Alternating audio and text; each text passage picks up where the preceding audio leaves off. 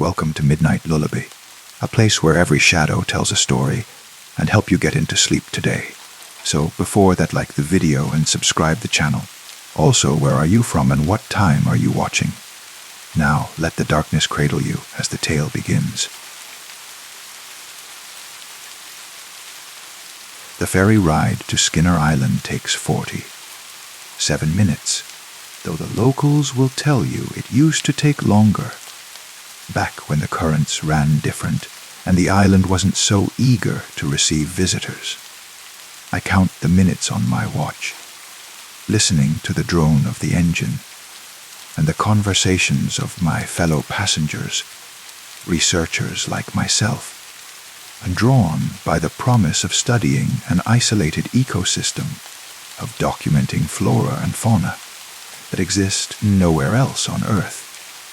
None of them mention the other thing that draws people to Skinner Island, the thing the brochures don't advertise and the academic papers carefully omit. The community that lives there, descendants of the original settlement, practitioners of customs that predate most organized religions by centuries. I learned about them in the margins of anthropological texts, in footnotes that reference indigenous practices and traditional ecological knowledge.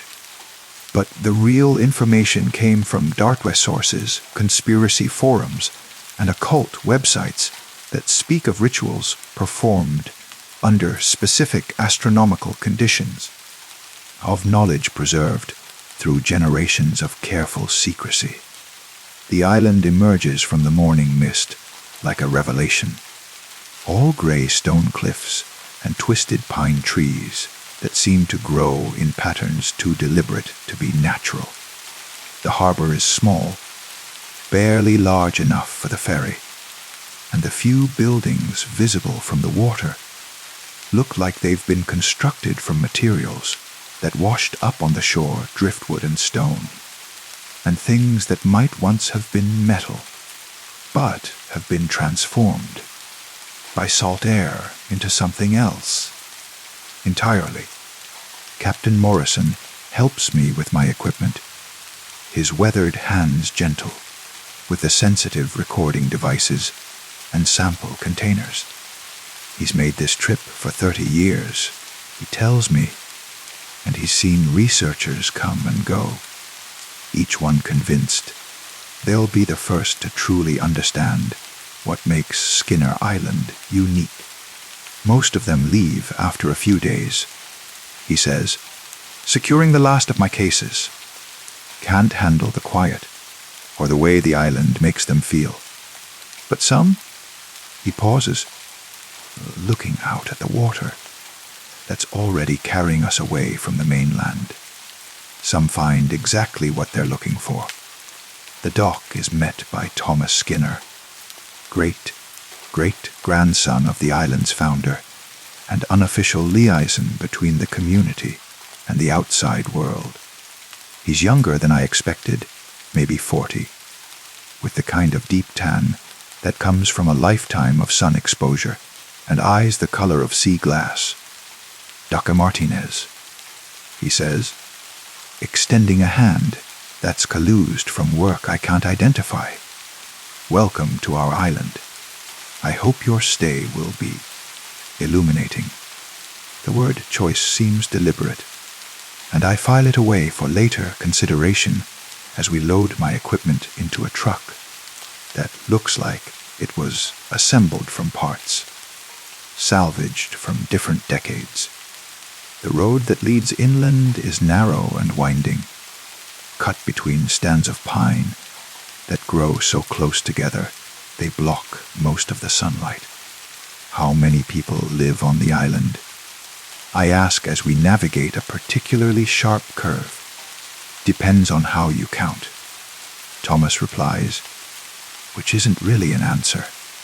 The census says 47, but numbers don't always capture the full picture. Some people who live here aren't. Well, they aren't living in the conventional sense. Before I can ask what he means, we emerge into a clearing where the community reveals itself, a collection of houses and buildings that seem to have grown from the landscape rather than being imposed upon it. The architecture is organic, flowing, with walls that curve like ribs and roofs that undulate like waves. Gardens grow in spirals around each structure, planted with vegetables and herbs that I don't recognize, despite my extensive botanical training. "Well, put you up in the guest house," Thomas says, pulling up in front of a small building that shares the same organic aesthetic as the others. It's comfortable, and it has the best view of the ceremonial grounds. Through the windows, I can see what he means. Behind the village, the land rises to form a natural amphitheater, where stone circles have been arranged in patterns that hurt to look at directly. Even from this distance, I can feel something emanating from those stones, a presence that makes the air thick and electric. "What kind of ceremonies do you perform there?" I ask. Thomas smiles, but it doesn't reach his eyes. "The kind that keep the island safe," he says. "The kind that preserve the balance between what is and what wants to be." That evening, I'm invited to dinner with the community, a gathering held in a large circular building at the center of the village. The interior is lit by candles and oil lamps, casting dancing shadows on walls decorated with symbols that seem to shift and change when I'm not looking directly at them. The food is simple, but delicious fish caught in the surrounding waters, vegetables from the spiral gardens, made bread made from grain that has a purple tint I've never seen before. But it's the conversation that holds my attention. The way the islanders speak in half, finished sentences and meaningful glances, as if they're constantly referencing shared knowledge that outsiders couldn't hope to understand. "The harvest moon is coming," says Elena, an elderly woman with silver hair braided with what look like small bones. 3 days, maybe 4. "The preparations will begin tomorrow. What kind of harvest do you celebrate?" I ask, trying to keep my tone casual. Academic, the table falls silent, and I feel the weight of 40. 7 pairs of eyes studying me with an intensity that makes my skin crawl. Finally, Thomas speaks. "We harvest understanding," he says carefully. "We gather knowledge that can only be collected during certain celestial alignments, when the barriers between different kinds of reality grow thin." After dinner, I walk back to the guest house through streets lit by lamps that burn with flames. I've never seen before blue, white light that doesn't seem to generate heat, but makes everything it touches appear unnaturally vivid.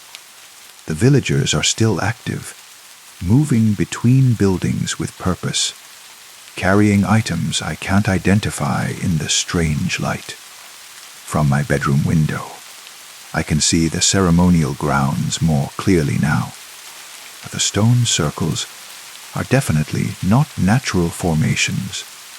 They've been arranged with mathematical precision, creating geometric patterns that extend beyond the visible stones into the landscape itself. Trenches have been dug in careful spirals, lined with what looks like crushed shells that gleam in the moonlight.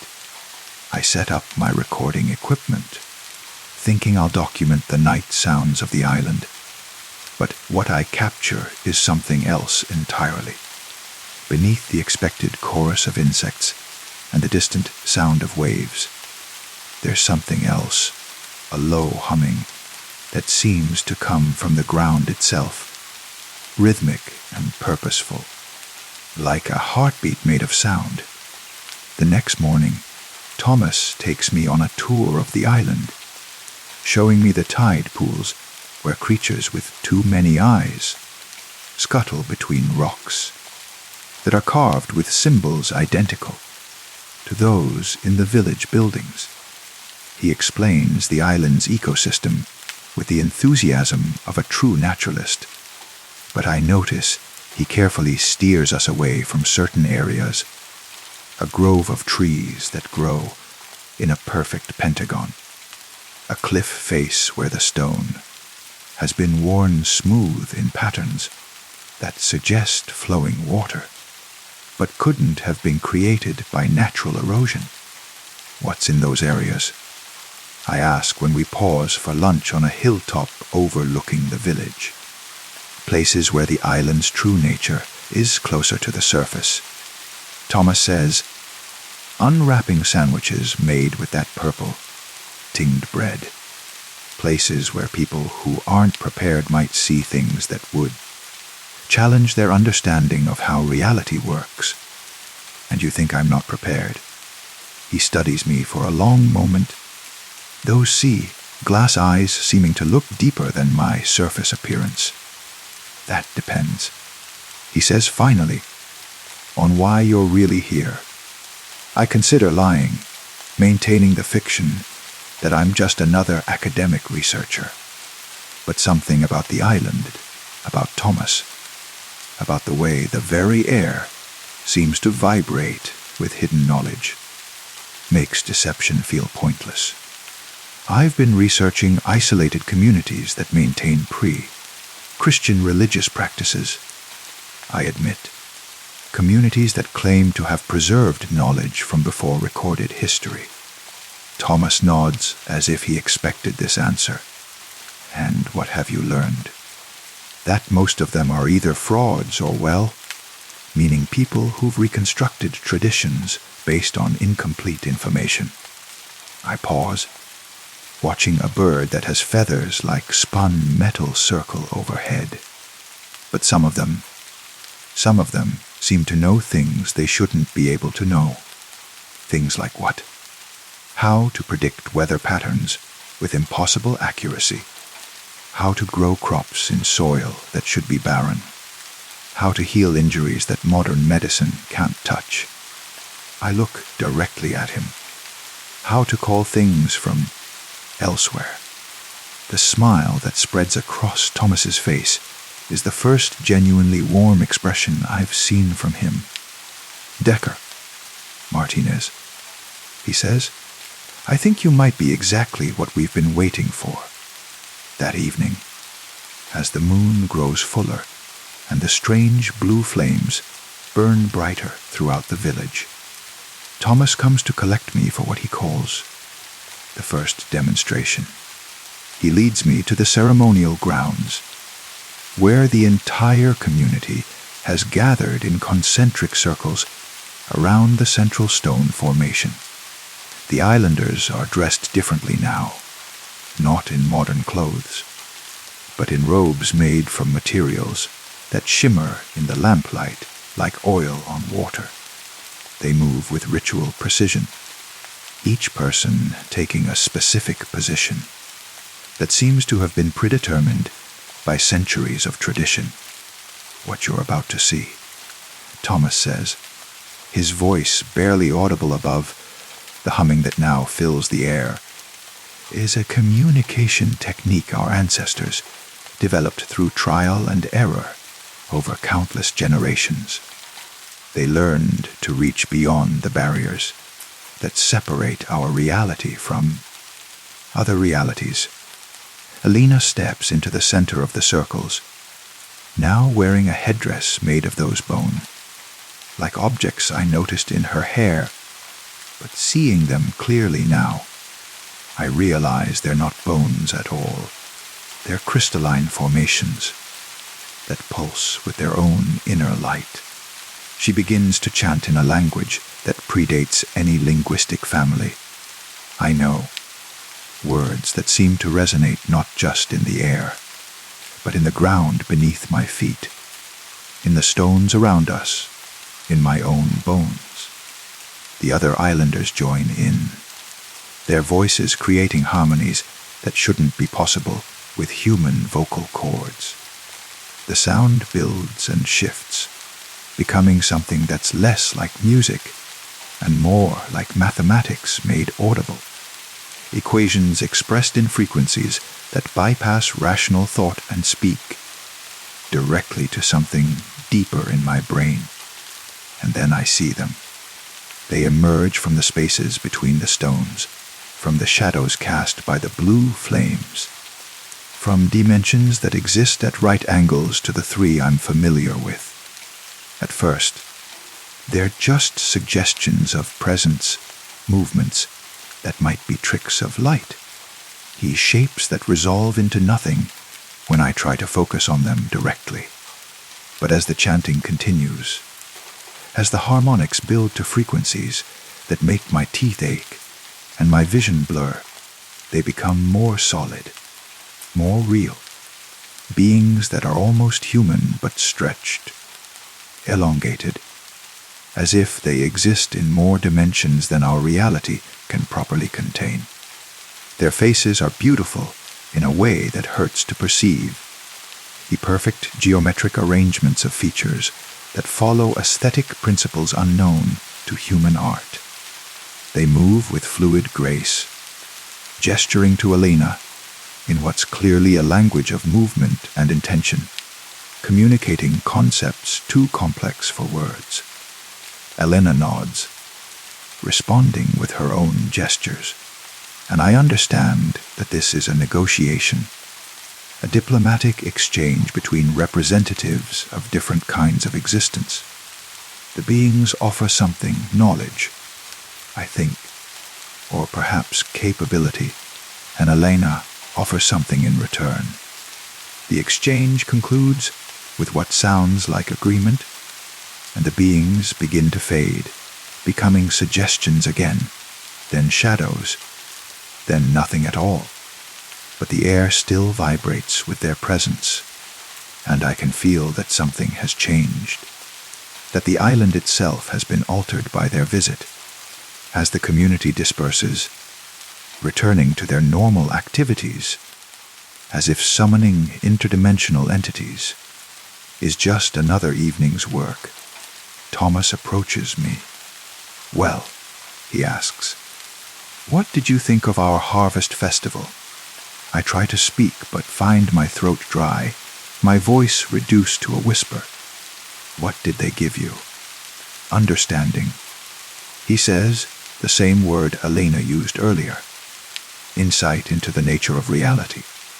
Techniques for manipulating the boundaries between possible and impossible. Knowledge that helps us keep the island safe, helps us preserve our way of life. And what did you give them? Thomas's smile is sad now, tinged with something that might be regret. Stories, he says. Experiences from our reality. Sensations and emotions that beings like that can't generate on their own. They're curious about us, about what it feels like to exist in a reality where time moves in only one direction, where consciousness is trapped in individual bodies. Over the following days, as the harvest moon grows full and the island's strange energies reach their peak, I'm allowed to witness more ceremonies, each one more complex and revealing than the last. I see the islanders communicate with entities that exist in the deep ocean, beings that predate human civilization by millions of years. I watch them negotiate with things that live in the spaces between seconds, creatures for whom time is just another dimension to navigate. And slowly, I begin to understand the true purpose of Skinner Island. It's not just a community of people preserving ancient traditions. It's a diplomatic outpost, a point of contact between our reality and the countless others that exist parallel to it. The islanders serve as ambassadors, maintaining relationships with beings whose very existence challenges everything. I thought I knew about the nature of the universe. Why are you telling me this? I asked Thomas on the fourth night, as we stand together watching lights that aren't stars dance across the sky. Why risk exposing your secret to an outsider? Because it's not sustainable, he admits. The work we do here, the relationships we maintain, they require more than 40. 7 people can provide. We need fresh perspective, new ways of thinking, people who can help us evolve our techniques. He turns to face me, and in the blue flame light his eyes seem to hold depths I hadn't noticed before. We need you, Dr. Martinez. Your research into isolated communities, your understanding of cultural preservation, your open mind, you're exactly what we've been hoping would wash up on our shores. You're asking me to join you permanently. I'm asking you to consider whether your work back on the mainland is really as important as the work you could do here. Whether cataloging dead cultures is as valuable as helping to preserve a living one that serves as a bridge between worlds. The offer hangs in the air between us like the humming that never quite stops on Skinner Island, a constant vibration that I've grown so accustomed to I barely notice it anymore.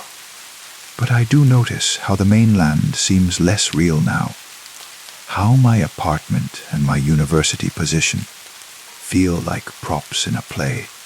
I'm no longer interested in performing. What would I have to do? I ask. Learn, Thomas says simply. Study our methods. Understand our relationships with the other realities. Help us develop new techniques for communication and negotiation. Eventually, you might become a negotiator yourself, a specialist in dealing with entities that exist in specific dimensional configurations. And if I say no, then Captain Morrison will take you back to the mainland tomorrow, and you'll write papers about your time here that carefully omit everything you've actually witnessed.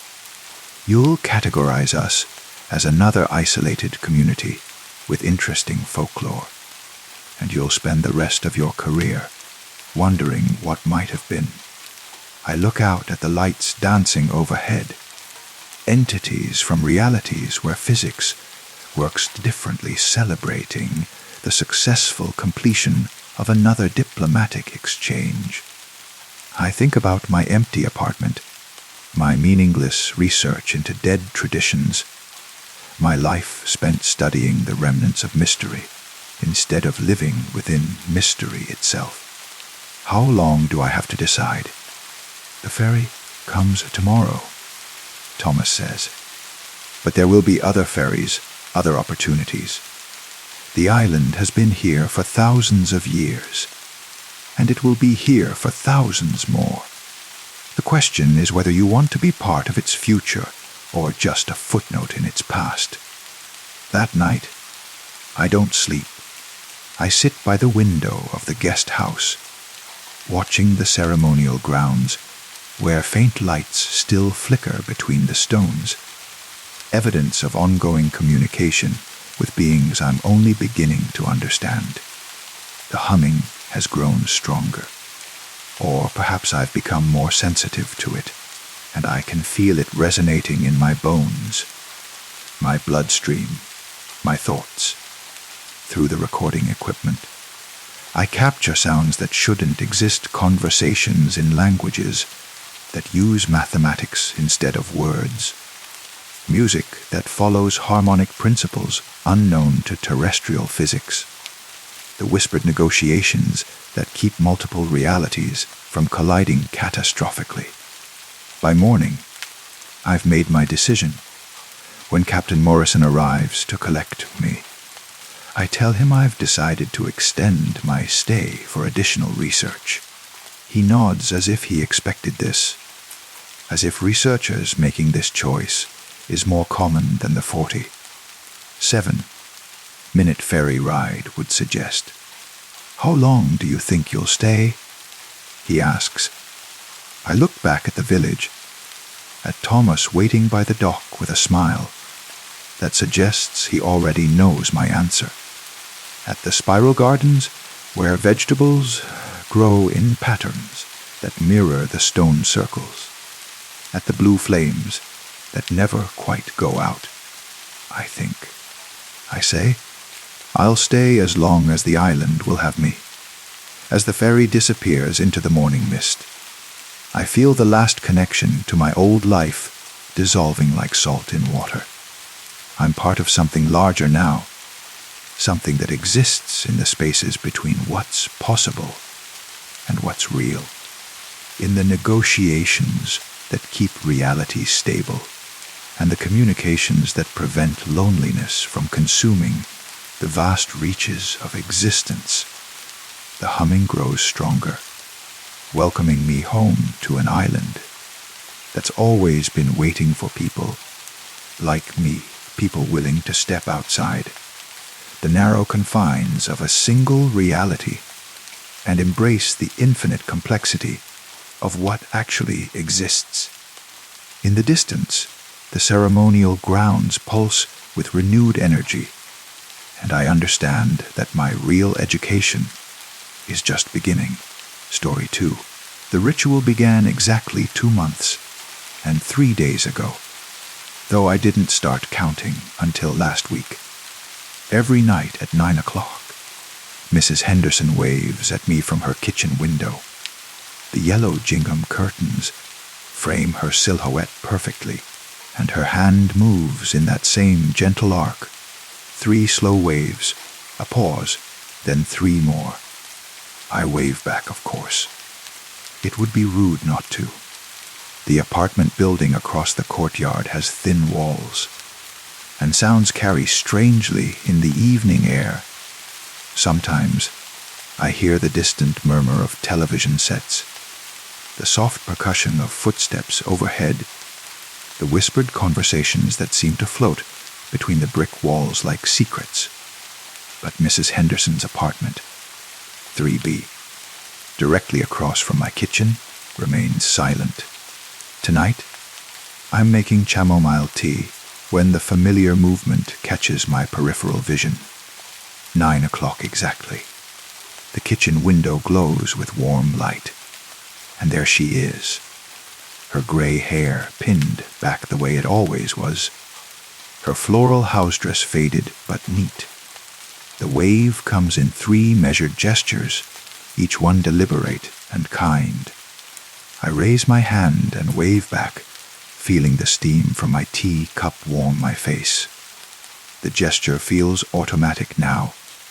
Muscle memory developed over these past weeks. Mrs. Henderson smiles.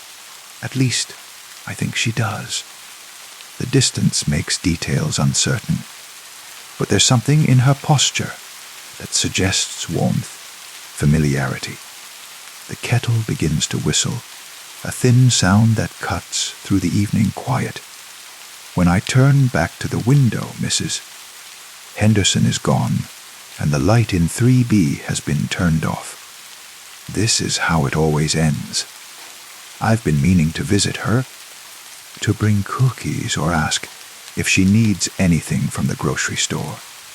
She must be quite elderly now. Her movements have that careful quality of someone who has learned to navigate the world with heightened awareness of their own fragility. Sometimes her wave appears slower, more deliberate, as if each gesture requires concentration. The building superintendent, Mr. Garza, mentioned her in passing once. Quiet tenant, he said, adjusting his baseball cap as we waited for the elevator. Never any complaints, always pays rent on time. Model resident. His voice carried that tone of professional appreciation, the way landlords speak of tenants who exist without complications. But there was something else in his voice too, something I couldn't quite identify at the time. A hesitation, perhaps, or a careful choosing of words. He cleared his throat and changed the subject to the broken washing machine in the basement. Tonight, the tea tastes different, more bitter, though I've used the same brand for years. I stand at my kitchen window, cradling the warm ceramic mug, and let my eyes adjust to the darkness across the courtyard. The building's facade looks different at night, older somehow, as if the daylight has been carrying a kind of optical illusion that darkness strips away. Most of the windows show signs of life. Flickering television screens, the warm glow of table lamps, the occasional silhouette moving across drawn curtains. But 3B remains dark, has remained dark since Mrs. Henderson's wave and smile at 9 o'clock. I notice things I haven't paid attention to before. The way the window glass reflects streetlight at certain angles, creating the illusion of movement inside. The way shadows from the courtyard's single tree shift and bend, casting patterns that could be mistaken for human figures. The way sound echoes between the buildings, creating acoustic tricks that make distant noises seem immediate and close. My own reflection stares back at me from my kitchen window, ghostly and transparent against the darkness outside. For a moment, I wonder what Mrs. Henderson sees when she looks across at my apartment. Do I appear as a friendly neighbor, someone who takes time to wave each evening? Or am I just another distant figure, reduced to gestures and assumptions across the gap of the courtyard? The thought makes me uncomfortable in a way I can't quite explain. I decide to introduce myself properly tomorrow. It's the neighborly thing to do, and I've been remiss in not making the effort sooner. I'll bake something simple, banana bread, perhaps, or chocolate chip cookies. Something that travels well and keeps for several days. The next morning brings autumn rain, the kind that turns everything gray and soft-edged. I work from home, and my computer is positioned so that I can see across the courtyard while I type. Throughout the day, I find myself glancing at Mrs. Henderson's window, but the curtains remain closed. No movement, no signs of life. At lunchtime, I see Mr. Garcia in the courtyard, checking the mailboxes. I grab an umbrella and hurry downstairs, catching him as he's about to go back inside. Mr. Garcia. I call out, slightly breathless from rushing down 3 flights of stairs. I wanted to ask about Mrs. Henderson in 3B. I'd like to visit her, bring her some baked goods. Do you think she'd be receptive to that? He turns slowly, and I notice his face has gone very still. The rain patters against the umbrella fabric, creating a sound like distant applause. Mrs. Henderson. He repeats, and his voice has that same careful quality I remembered from our previous conversation. Yes, the elderly woman in 3B. Gray hair, always wears floral house dresses. She waves at me every evening from her kitchen window. Mr. Garcia looks up at the building facade, his eyes finding the window in question. The curtains are visible from here, yellow gingham with a small tear in the left panel that I'd never noticed before. Sir, he says, and his voice is very gentle. Mrs. Henderson passed away 2 months ago. Heart attack in her sleep. Very peaceful, the paramedic said. The rain seems to grow louder, drowning out other sounds. I feel the weight of the umbrella in my hand, the cold seeping through my jacket. That's impossible, I say. I've been waving to her every night. Just yesterday, at 9 o'clock exactly. Mr. Garcia's expression shifts to something that might be concern or might be pity. The apartment has been empty since then. We haven't even started showing it yet, waiting for her nephew to decide what to do with her belongings. I want to argue, to insist that he check his records, that there's been some mistake. But his certainty is absolute, and there's something in his eyes that suggests this isn't the first time he's had this conversation. The lights. I say weakly. I see lights in her apartment every evening. Street lamp, he explains, pointing to the pole at the corner of the courtyard. Reflects off her window at certain angles. Creates the illusion of interior lighting. I follow his gesture and see the lamp he means. Notice how its position would indeed cast light into 3B's kitchen window. But that doesn't explain the figure, the wave, the sense of connection I've felt every evening at 9 o'clock. I should get back inside, Mr. Garcia says, not unkindly. This rain is really coming down. He disappears into the building, leaving me standing in the courtyard with questions that have no comfortable answers. I look up at Mrs. Henderson's window, seeing it now with different eyes. The torn curtain flutters slightly in the wind, and I realize the window might not be completely closed. That evening, I stand at my kitchen window at 8:55, watching the empty apartment across the courtyard. My tea has grown cold in my hands, but I don't notice.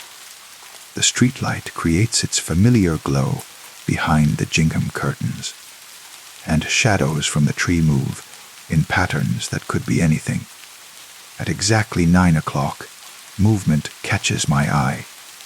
The familiar silhouette appears in the window, gray hair pinned back, floral house dress visible in profile. The hand rises in that gentle arc, 3 slow waves, a pause, then 3 more. I don't wave back. The figure seems to wait, hand still raised. Then the gesture comes again, more insistent somehow, as if calling for a response. The shadow behind the curtain appears more solid than it should, more present than reflected light and tree branches should allow. My hand rises despite my conscious decision to keep it at my side. The wave feels automatic, necessary, as if 2 months of routine has created an obligation that transcends logical explanation.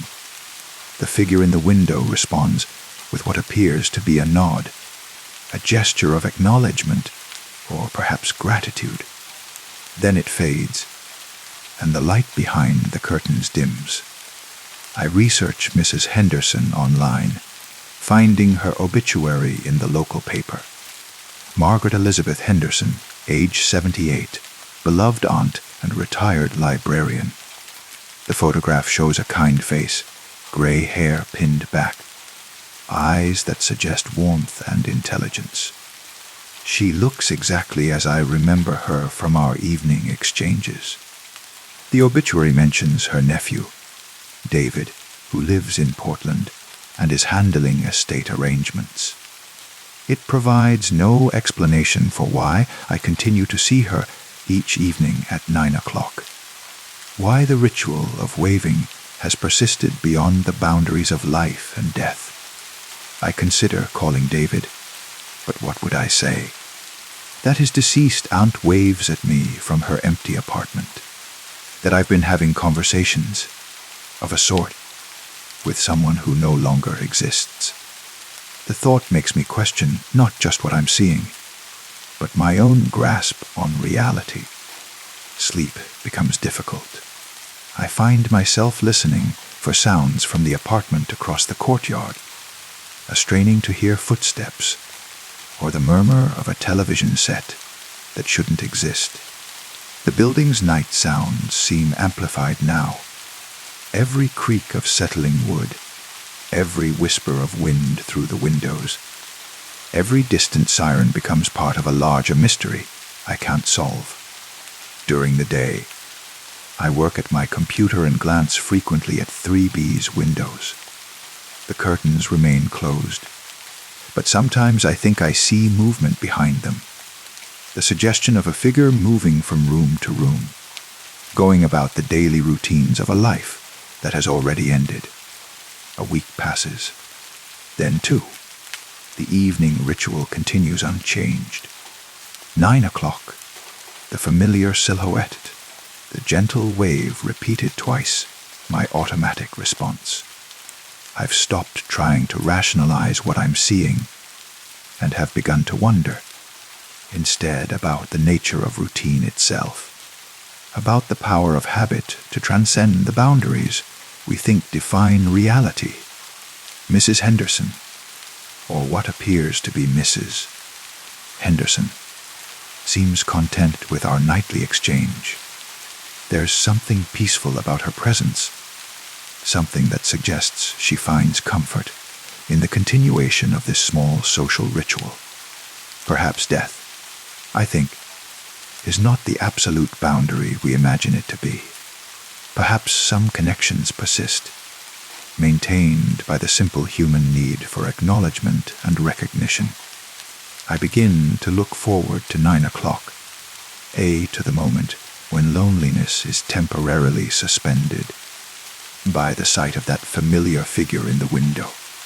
Whether she's real or imagined, alive or dead, matters less than the sense of connection she provides. In a world that often feels isolated and disconnected, the evening wave has become a source of stability and warmth. But questions remain, growing larger with each passing night. Why me? Why does Mrs. Henderson choose to maintain this ritual with a neighbor she barely knew in life? What does she see when she looks across the courtyard at my kitchen window? Am I providing something she needs, or is she providing something I need? Tonight, as I prepare my chamomile tea, I decide to break the pattern. Instead of waiting at my kitchen window, I'll position myself in my living room, out of sight, and see what happens when Mrs. Henderson's wave goes unanswered. 9 o'clock arrives with its usual precision. From my position on the couch, I can see the glow of light in 3B's kitchen window, can detect the movement that signals Mrs. Henderson's arrival. But I don't move from my seat, don't acknowledge her presence. The light in her window seems to flicker, as if her form is becoming less stable. The movement behind the curtains grows more agitated, less measured. Then, impossibly, I hear something I've never heard before. A soft tapping sound, like fingernails against glass. The tapping continues, grows more insistent. It seems to be coming from my kitchen window, though that should be impossible from this distance. I remain seated, heart racing, as the sound grows louder and more demanding. Finally, I can't resist. I move to my kitchen window and look across the courtyard. Mrs. Henderson is there, but she appears different somehow, less distinct, more urgent. Her wave has become a beckoning gesture, and though I can't see her face clearly, I sense desperation in her posture. I raise my hand and wave back, and immediately the tapping stops. Mrs. Henderson's form solidifies, returns to its familiar, gentle presence. She waves 3 times, pauses, then 3 times more. Normal service resumed. But as I watch, I notice something that makes my blood turn cold. In my own kitchen window, reflected in the glass, I can see my silhouette waving back at her. But behind my reflection, deeper in the glass, there's another figure, someone else standing just behind me, also waving. I turn around quickly, but my kitchen is empty. When I look back at the window, both reflections are gone, and Mrs. Henderson's light has been extinguished for the night. I don't sleep well. The next day, I call the phone number listed in Mrs. Henderson's obituary, reaching her nephew David in Portland. He sounds surprised to hear from one of his aunt's neighbors, pleased that someone remembers her kindly. She was always so social, he tells me. Even in her 70s, she made friends everywhere she went. I'm glad to know she had neighbors who cared about her. I ask about her final days, whether she seemed troubled or unwell. David's voice grows thoughtful. Actually, that's interesting you ask. The last time I talked to her, maybe a week before she died, she mentioned something strange. She said she'd been waving to a neighbor across the courtyard every evening, and she thought the neighbor was waving back. But she was worried because she couldn't quite make out who it was, and she wanted to make sure she wasn't being rude by not introducing herself properly. My mouth goes dry. Did she? Did she seem confused? Disoriented? Not at all. Sharp as ever right up to the end. She was just concerned about being neighborly. You know, it bothered her that she might be waving at someone without knowing their name. After hanging up, I sit in my kitchen and stare across the courtyard at the empty apartment. Mrs. Henderson had been trying to figure out who I was, just as I'm now trying to figure out who or what she is. The boundary between life and death, between reality and imagination, seems increasingly meaningless. What matters is the connection itself, the simple human gesture that transcends rational explanation. Tonight, when 9 o'clock comes, I'll be waiting at my kitchen window. I'll wave back, as I always do, and tomorrow night, I'll do the same. Some rituals, I'm beginning to understand, are too important to abandon, even when we can no longer explain why they exist. Especially then. Story 3. The autumn leaves crunch beneath my feet as I walk home from school.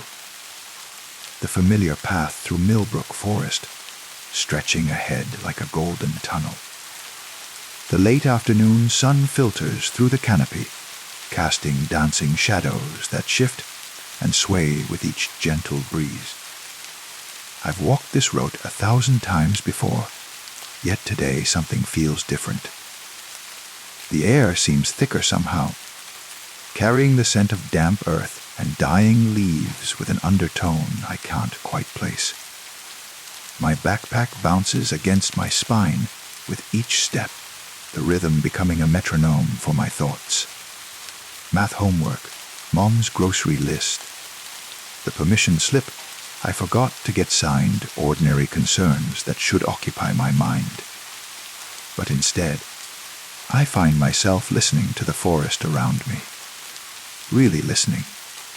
The usual sounds are there, the distant rustle of small animals, the whisper of wind through branches, the soft percussion of acorns dropping to the forest floor. But underneath, there's something else. A silence that doesn't belong. It creeps between the familiar sounds, like water filling the spaces between stones, growing heavier with each passing moment. I pause beside the old oak tree that marks the halfway point of my journey. My hand finds the rough bark, and I feel the deep grooves carved by time and weather. The texture is reassuring, real, solid beneath my palm. I close my eyes and take a deep breath, trying to shake off the strange sensation that's been building since I entered the forest. When I open my eyes, the shadows seem darker, longer. They stretch between the trees like fingers reaching for something just beyond their grasp. I blink hard, focusing on the path ahead. Just another 10 minutes, and I'll be home, safe in our kitchen, with its familiar smells of coffee, and whatever Mom's cooking for dinner.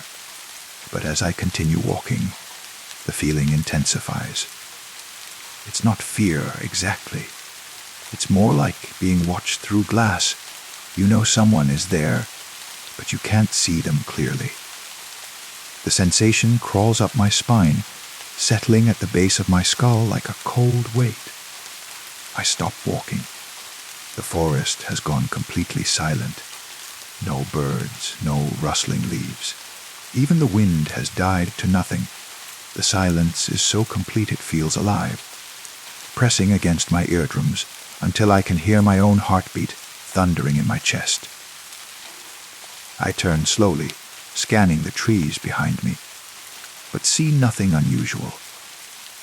Just the same golden path I've walked down, bordered by the same familiar oaks and maples I've known since childhood. Yet something has changed.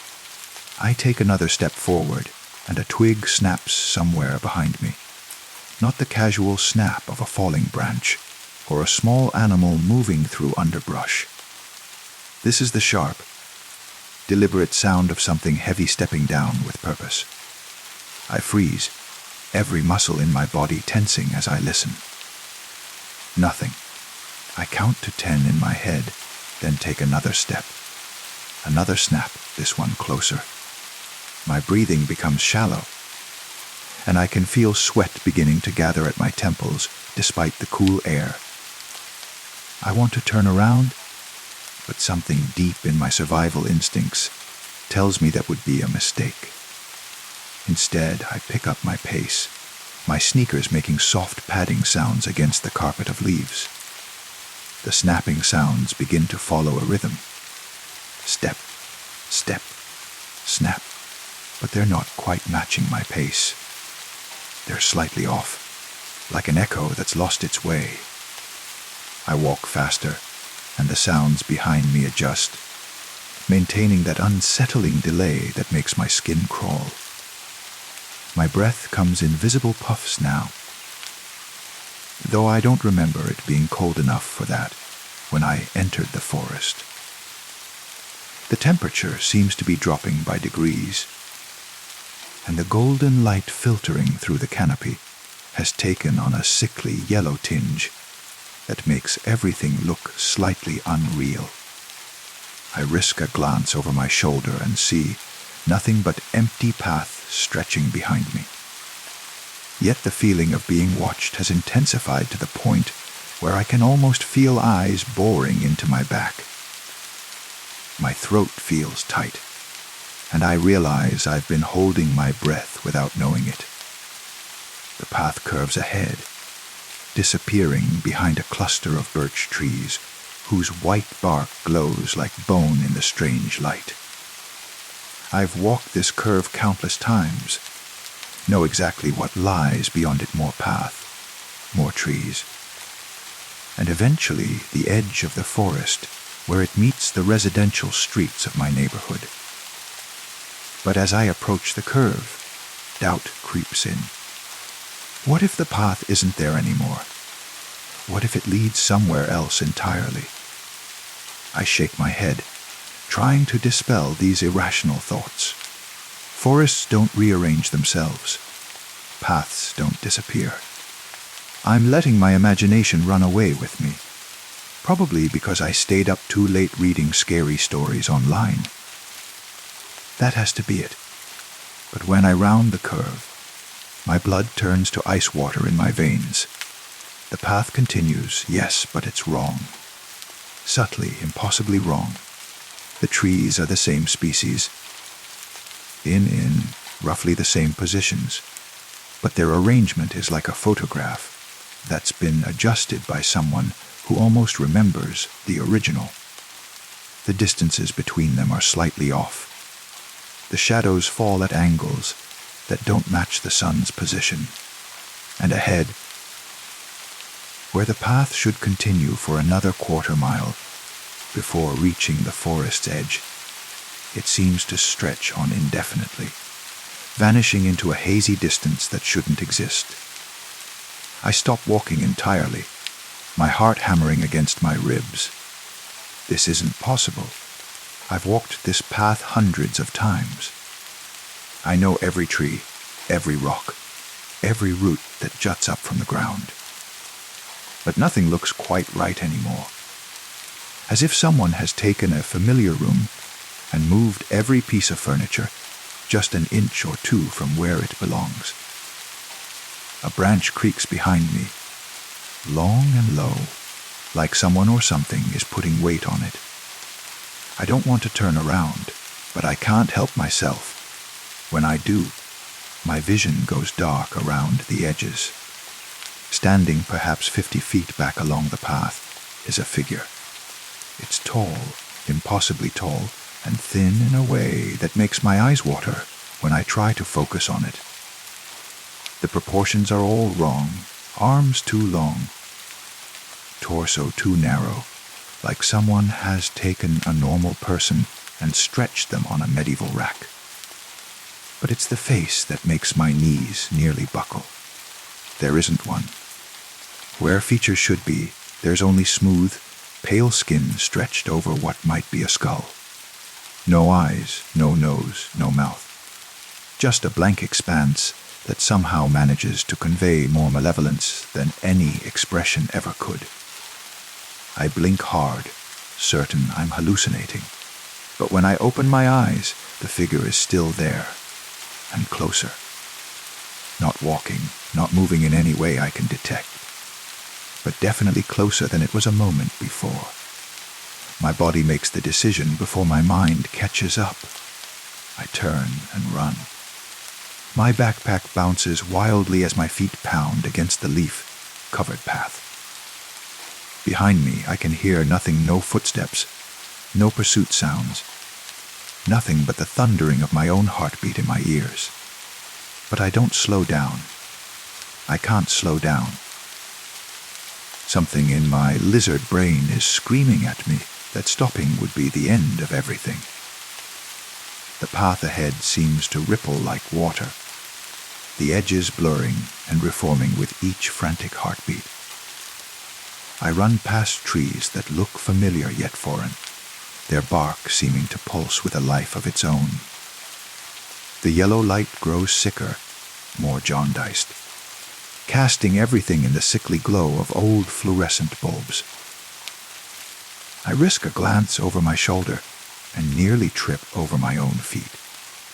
The figure is following, but not in any way that makes sense. It's not running or even walking quickly.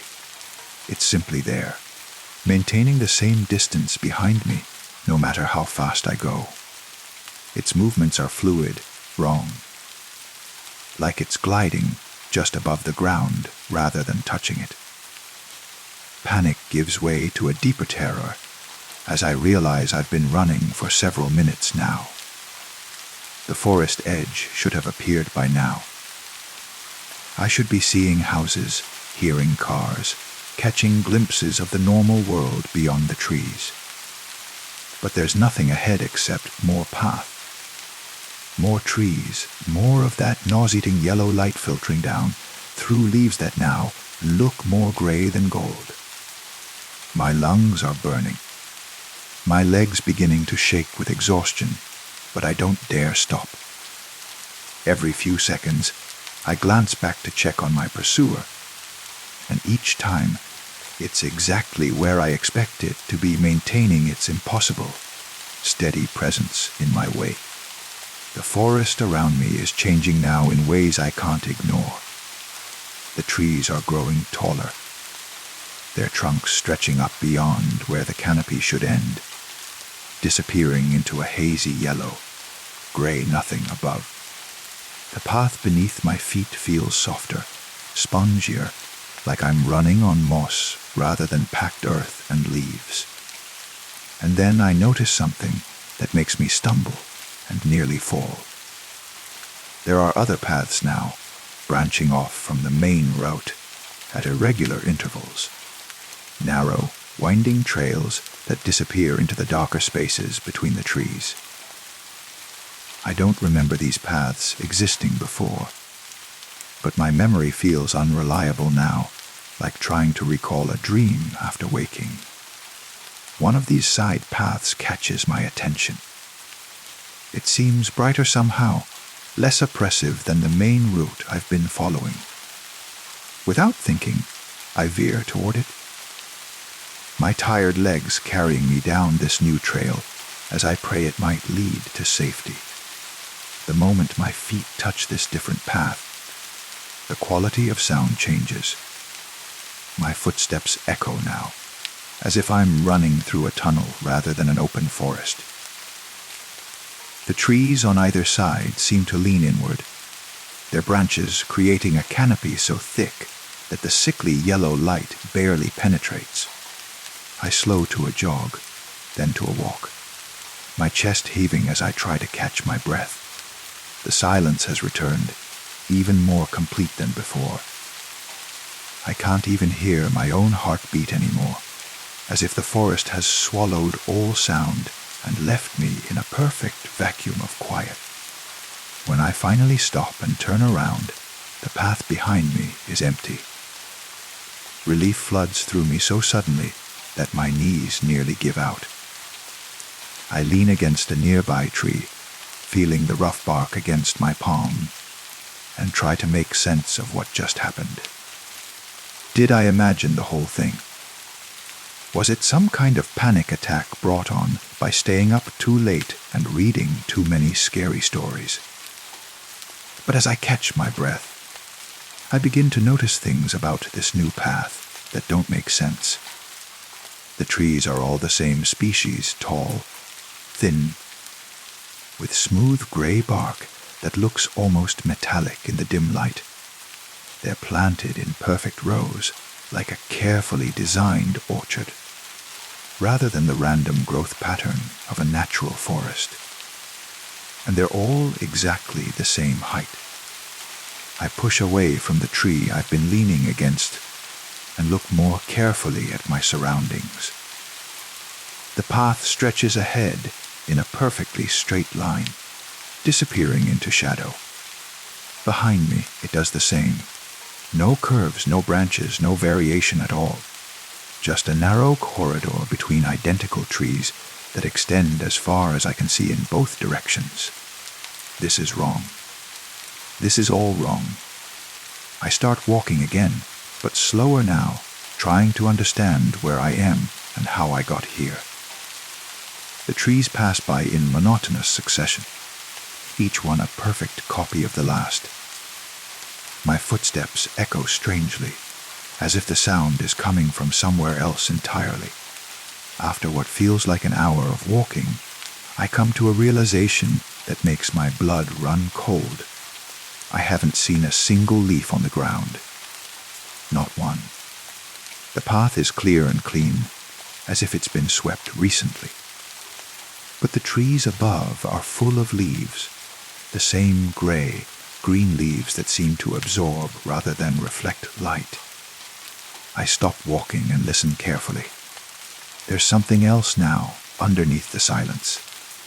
A soft sound, rhythmic and regular, like breathing. But it's too slow, too deep to be coming from any normal creature. It seems to rise from the earth itself, as if the forest is a single living thing drawing breath. And then I hear it the snap of a breaking twig behind me. I turn around, knowing what I'll see but hoping I'm wrong. The figure is there, standing perhaps 30 feet away at the edge of the strange echo, path I've wandered onto. It hasn't followed me onto this new route, but it's watching, waiting. In the dim light filtering through the metal gray leaves, I can see more details that I wish I couldn't. Its arms hang at its sides, but they're too long, extending past its knees.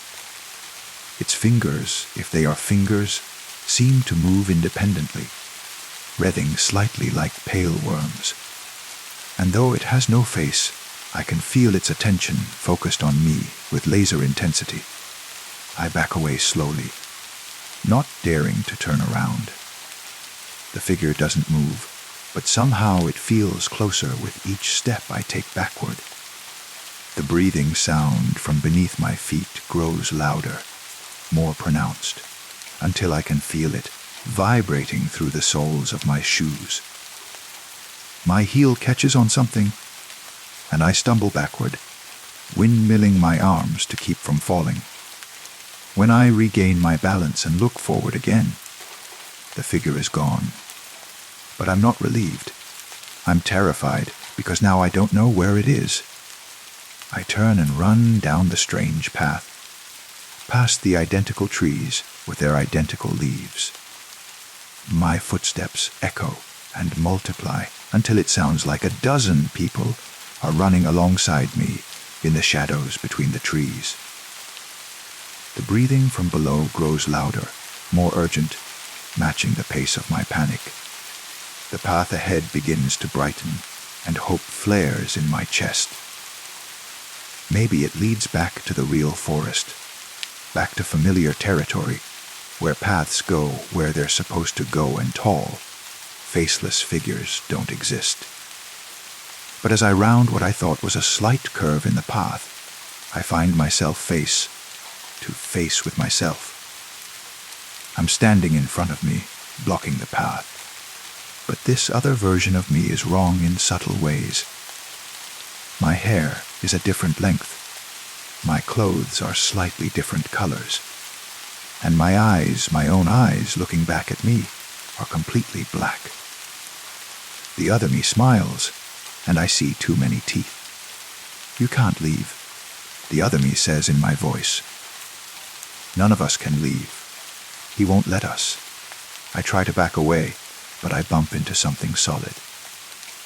I spin around and see the tall figure standing directly behind me, close enough that I could reach out and touch its featureless face. This close, I can see that its skin isn't quite right, either that it has a waxy quality, like it's made of something that's pretending to be flesh. "He collects us," the other me continues. Children who walk alone in forests. Children who wander off paths they shouldn't wander off of. We're all here now, all of us who got too curious, who stayed too late, who thought we were brave enough to face whatever was watching us from between the trees. I try to speak, but no sound comes out. The figure behind me doesn't move, doesn't breathe, doesn't do anything except exist in a way that makes reality feel thin and fragile around its edges. "You'll like it here," the other me says, that wrong smile never wavering. Time doesn't work the same way. You won't get hungry or tired or cold. You'll just walk and walk and walk. And sometimes he'll follow you just to remind you that you can never really escape. The world around me begins to fade at the edges, becoming gray and insubstantial. The path beneath my feet feels less solid, like I'm standing on the surface of dark water rather than earth. The identical trees begin to sway without wind, their metal gray leaves rustling with a sound like whispered secrets.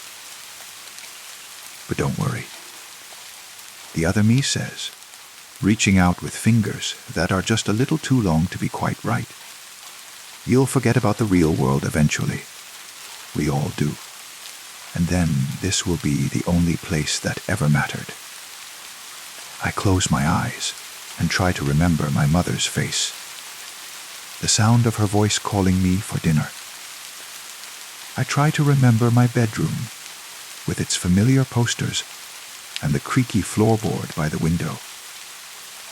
I try to remember what sunshine feels like when it's real sunshine, not the sick yellow glow that seems to be the only light in this place.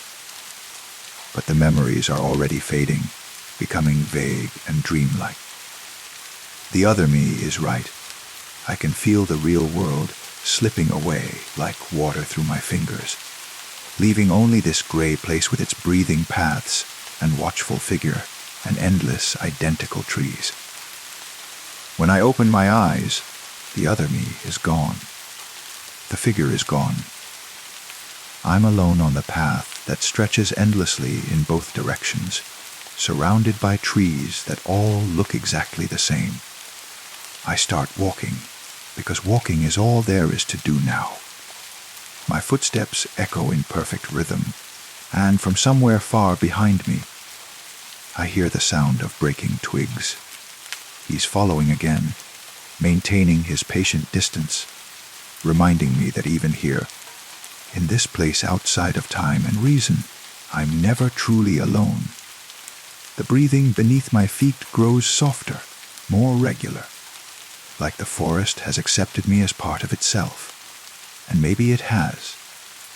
Maybe this is what happens to children who walk alone in forests and hear sounds they shouldn't hear and see shadows that move wrong. Maybe this is what happens when you discover that some paths, once taken, can never be retraced.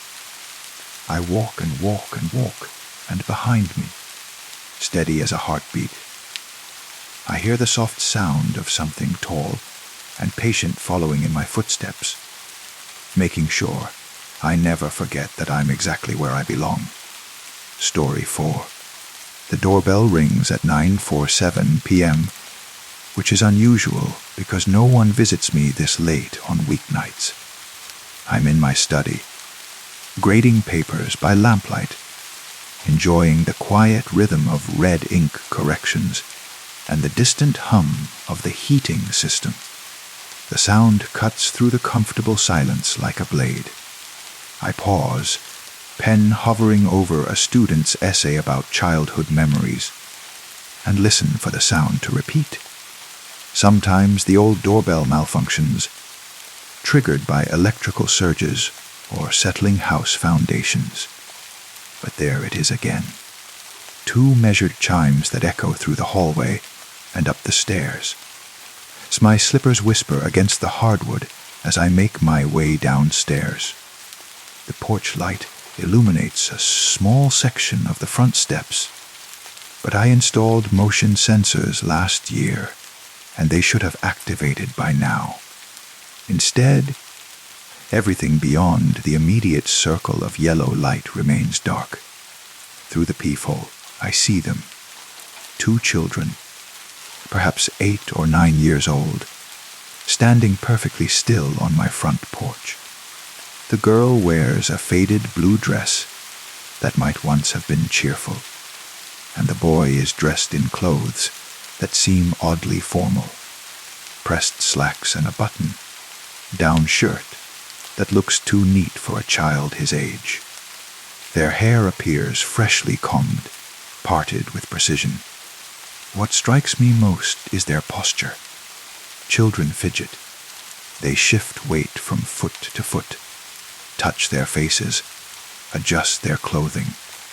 These children stand with adult stillness, hands at their sides, facing my door with absolute patience. Hello. I call through the door, not yet reaching for the locks. Please, the girl says, and her voice carries clearly through the wood. We need to come inside. We're lost. Her companion remains silent, but I can feel his presence like a weight on the other side of the door. A children in distress should be crying, or at least showing signs of anxiety. These voices carry no emotion at all, just a flat, a careful delivery that makes my skin prickle with unease. Are your parents around? I ask. Do you need me to call someone? We just need to come inside. The boy speaks for the first time. His voice has the same strange quality as the girl's. Too controlled, too adult. May we please come in? I've been teaching for 15 years, and I know how children sound when they're frightened, when they're lost, when they need help. This isn't that sound. This is something else entirely. Something that makes my hand hesitate over the deadbolt. What are your names? I try again. Where do you live? There's a pause, as if they're conferring silently on the other side of the door. When the girl speaks again, her voice carries a note of what might be impatience. We cannot come in unless you invite us. Please let us in. The phrasing is odd, formal in a way that doesn't match their apparent age. I look through the peephole again, trying to get a better sense of their faces, but the porch light creates shadows that obscure their features. What I can see appears normal enough. Two children who need help on a dark night. But something feels wrong. The air itself seems charged with tension, like the moment before a thunderstorm when the pressure drops and animals grow restless. My rational mind argues for opening the door, for offering assistance to children in need. My instincts scream otherwise. I'm going to call the police. I say, reaching for my phone. They can help you get home safely. No. The word comes from both children simultaneously, spoken with such sharp authority that I actually step back from the door. We don't need the police. We need you to let us inside. The temperature in my hallway seems to drop several degrees. I can see my breath misting in the suddenly cold air, though my thermostat shows the heat is still running normally. The children's voices have taken on an edge of something that might be anger or might be desperation. Please, the girl continues, and now her voice carries a pleading quality that sounds more natural, more childlike. We're so cold. We just need somewhere warm to wait. This is the voice that almost breaks my resolve. It's the sound of a genuinely frightened child, and my teacher's instincts respond powerfully to it. My hand moves toward the locks before I catch myself. Wait for what? I ask. Silence. I press my eye to the peephole again, and this time I can see them more clearly. The girl has turned slightly, and the porch light illuminates her profile.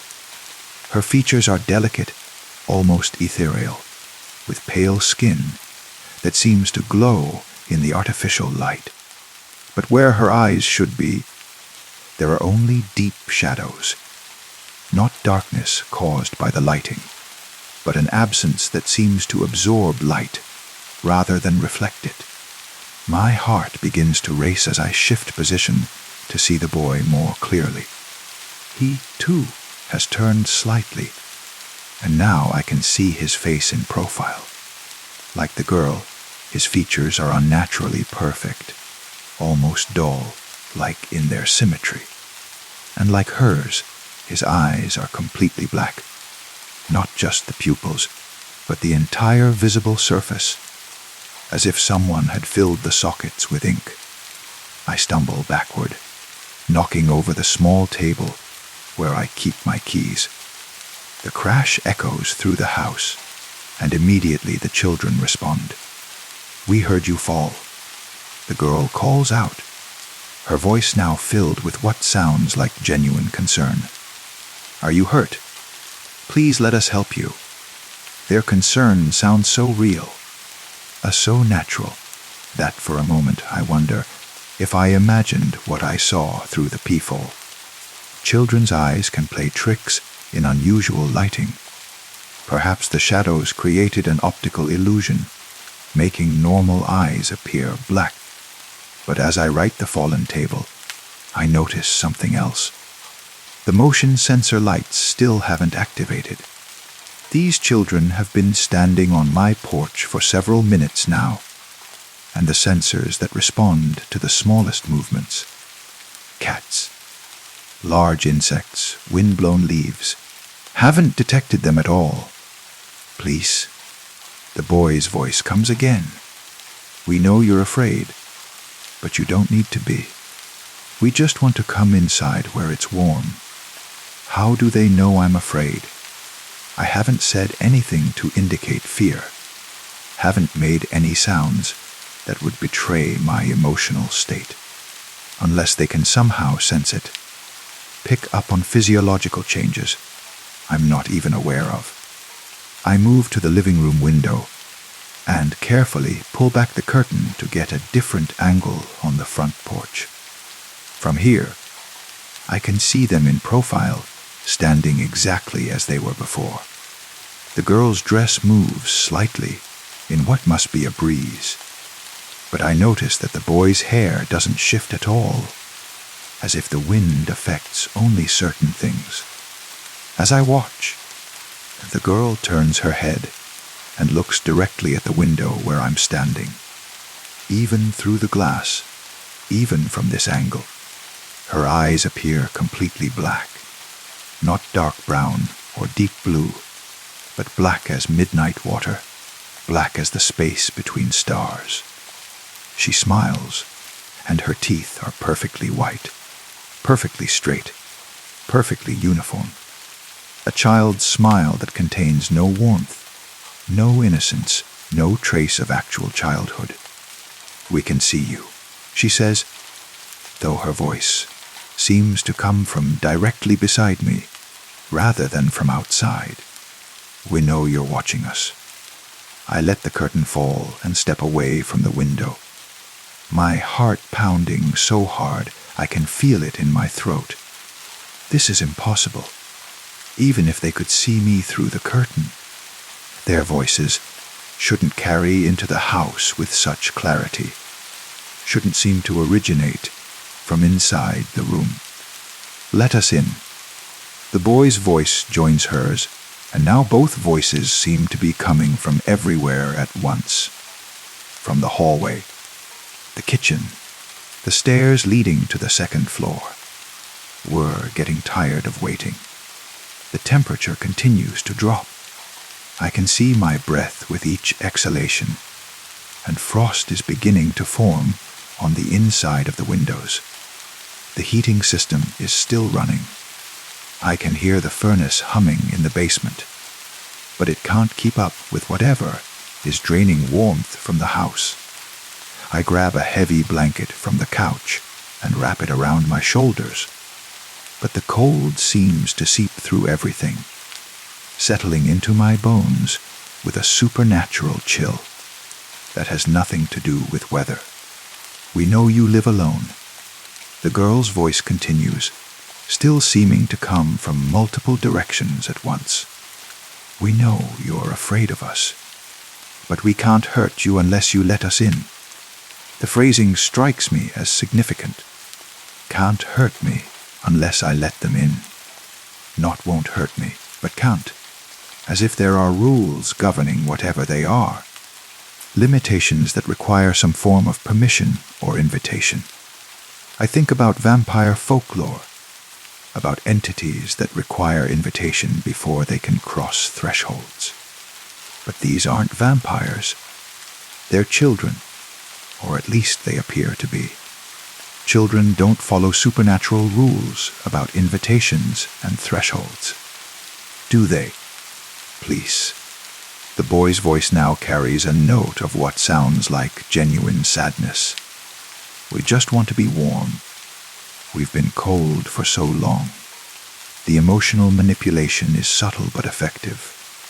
Despite everything I've observed, despite the wrongness that emanates from them, like radiation, part of me responds to the plaintive quality in his voice. They're children, my teacher's instincts insist. Children who need help, regardless of how strange they appear. I find myself walking back toward the front door, drawn by a combination of professional obligation and simple human compassion. My hand reaches for the deadbolt before I force myself to stop. "Where are your parents?" I ask again, pressing close to the door. "They're waiting for us," the girl responds. "But first we need to come inside. We need you to say the words." "What words?" "Invite us in. Say that we can come inside your house." The formal request confirms my suspicions about rules and limitations. Whatever they are, they can't simply enter uninvited. They need permission, need me to speak some form of invitation that will allow them to cross my threshold. Why? I ask. What happens if I invite you in? Silence stretches between us, filled only by the sound of the furnace running and the whisper of cold air moving through the house. When they finally respond, both voices speak in unison. Then we can help you. Help me with what? With being alone. The words hit me with unexpected force. I do live alone. Have lived alone for 3 years since my divorce. The isolation weighs on me more than I like to admit, particularly during the long winter evenings when the house feels too large and too quiet. You won't be lonely anymore. The girl continues, her voice now warm and inviting. We can stay with you. We can keep you company. Forever, the boy adds. And there's something in his tone that makes the word sound less like a promise and more like a threat. I step away from the door, wrapping the blanket more tightly around my shoulders. The cold is becoming unbearable, and I can feel numbness creeping into my fingers and toes. Whatever effect these children are having on my house, it's getting stronger. Through the walls, I can hear them moving, not just standing on the porch anymore, but walking around the perimeter of the house. Footsteps circle the building with measured precision, and I track their progress by sound of the front porch, the side yard, the back deck, the other side yard, then back to the front. They complete the circuit 3 times before stopping. We know all the ways in. The girl's voice comes from directly outside my living room window, but we can only use the one you give us. I look toward the window, but the curtains are still drawn. How can she be right outside when I just heard her walking past moments ago? The footsteps suggested a normal walking pace, but she would have had to run to reach the window so quickly, unless there are more of them than I initially thought. The possibility sends ice through my veins that has nothing to do with the supernatural cold filling my house. 2 children on my doorstep were disturbing enough, but the idea that others might be surrounding my home, waiting in the darkness beyond my porch light, is terrifying. How many of you are there? I call out, though I'm not sure I want to know the answer. Just us, the boy responds, but his voice comes from a different window. The kitchen, on the opposite side of the house. Just the 2 of us. But if the girl is at the living room window and the boy is at the kitchen window, how did I hear coordinated footsteps circling the house? How did they move so quickly and silently? I grab my phone and dial 911, but before it can connect, the line goes dead. Not a busy signal or a disconnect tone, but absolute silence, as if the phone has lost all power. The screen shows full signal strength, but when I try to call again, nothing happens. Technology doesn't work when we're near. The girl's voice explains, still coming from right outside the living room window. Don't worry. You won't need to call anyone. My landline is dead too, and my internet connection has disappeared. The house is effectively isolated, cut off from the outside world by whatever force these children carry with them. We can make everything better. The boy's voice promises from the kitchen window. No more loneliness. No more fear. Just let us in. The temptation is growing stronger, not because I believe their promises, but because the cold is becoming unbearable. My breath creates thick clouds of vapor, and ice is forming on every surface.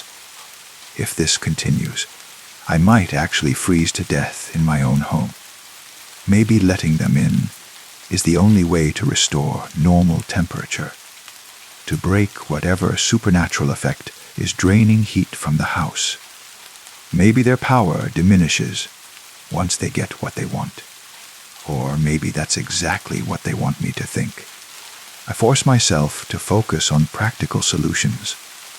Extra blankets from the bedroom closet, layers of clothing, hot tea from the stove. I can survive cold temperatures if necessary.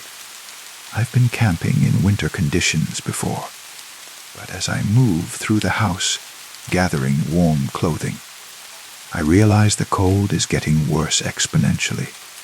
What started as uncomfortable has become dangerous, and what's dangerous now is rapidly approaching life-threatening. Frostbite is beginning to form on my fingertips, and each breath sends sharp pain through my lungs. The furnace is still running, but it might as well be broken for all the good it's doing. You're going to freeze. The girl observes, her voice now coming from directly behind me. I spin around, but the hallway is empty. No sign of anyone. No indication of how her voice could be originating from inside the house. Let us in, and we'll make you warm again. She continues. Let us in, and everything will be perfect. Perfect. The word echoes strangely, carrying implications I don't fully understand. Perfect for whom? Perfect in what way?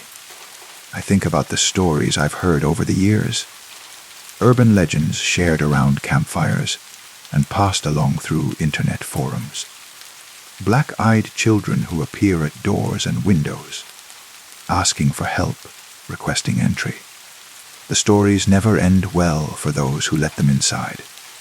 But stories aren't facts, and urban legends aren't reliable sources of information. These could simply be two lost children with a rare medical condition, victims of circumstances beyond their control. My paranoia might be preventing me from helping someone who genuinely needs assistance. The rational part of my mind wars with instincts that scream danger. I'm a teacher, trained to help children in crisis, but I'm also a human being with a strong survival instinct, and everything about this situation feels wrong on a fundamental level. Please. Both voices speak together, and now they're coming from directly outside the front door again. We're just children. We need help. Children. Yes, they appear to be children. But children don't manipulate technology with their presence. Don't create supernatural cold. Don't move with impossible speed and stealth. Whatever they are. Childhood might be only the facade they wear. The front door begins to vibrate, as if someone is pressing against it with tremendous force. The deadbolt holds, but the entire frame shudders with each pulse of pressure. They're trying to break in, abandoning their polite requests in favor of direct action. You have to invite us. The girl's voice carries a note of desperation now. The rules won't let us come in any other way. Rules. There are definitely rules governing, whatever they are, limitations that prevent them from simply taking what they want. But I don't understand the rules. Don't know what invitation would actually entail, or what would happen once they cross my threshold. The door shuddering stops, and silence returns. For a moment, I think they might have given up, moved on to find an easier target. But then I hear something that makes my blood freeze completely. Singing. Two young voices raised in harmony, performing what sounds like a lullaby. The melody is hauntingly beautiful, almost hypnotic in its repetitive structure. The words are unclear, but the emotional impact is immediate and powerful. I find myself relaxing despite the cold, despite the fear, despite every logical reason to remain alert.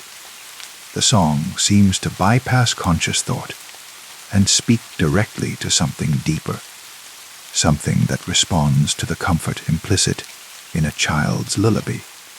My hand moves toward the front door locks without conscious direction. The singing continues, growing sweeter and more compelling with each verse. These are just children, my drowsy mind insists. Frightened children who need warmth and comfort. I'm reaching for the deadbolt when a new sound cuts through the lullaby. My smoke alarm, shrieking its warning through the house. The sudden noise breaks the spell of the singing, and I realize I was seconds away from opening the door. But why is the smoke alarm going off? I don't smell fire, don't see any signs of flame or smoke. I rush to the kitchen to check the stove, but everything is normal. The alarm continues its piercing cry, then stops abruptly. In the sudden silence, I hear the children's voices again, but they've changed. The sweet, hypnotic quality is gone, replaced by something that sounds almost angry. That was clever, the boy says, but it won't work again. How could they have triggered my smoke alarm?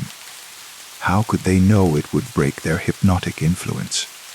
We don't like tricks, the girl adds, and her voice carries a petulant quality that sounds more genuinely childlike than anything I've heard from her before. We're trying to help you. Help me what? I call out, genuinely curious now about their motivations. Help you stop being afraid. They respond in unison. Help you stop questioning everything. Help you just let go. Let go. The phrase resonates with unexpected appeal. I've been afraid, have been questioning everything, have been fighting against something I don't understand. How much easier would it be to simply open the door, to trust that these children mean no harm, to stop resisting. The cold is becoming unbearable again, and my rational mind is growing sluggish from the temperature drop. Maybe resistance is pointless. Maybe I'm going to freeze to death. Anyway, and opening the door at least offers the possibility of survival. But as my hand reaches for the locks again, I catch a glimpse of my reflection in the hallway mirror. My face is pale with cold, my lips tinged blue, but my eyes are still my own, brown, human, filled with the fear and confusion of someone trying to make sense of an impossible situation. Not black, not empty, not devoid of everything that makes a person recognizably alive. I pull my hand back and wrap the blanket more tightly around my shoulders. Whatever these children are offering, whatever help they claim to provide, the cost is something I'm not willing to pay. We know you're weakening. The girl's voice comes through the door, and now it sounds different again. Older, more calculating. The cold is draining your strength. Soon you won't be able to think clearly at all. She's right. The supernatural chill is affecting more than just my physical comfort. My thoughts are becoming fragmented. My decision-making process clouded by the body's desperate need for warmth. How long can I hold out before hypothermia makes the choice for me? Just say the words. The boy adds, his voice carrying a hypnotic cadence. Invite us in. 3 simple words, and all of this stops. 3 words. Come in, please. You're invited in.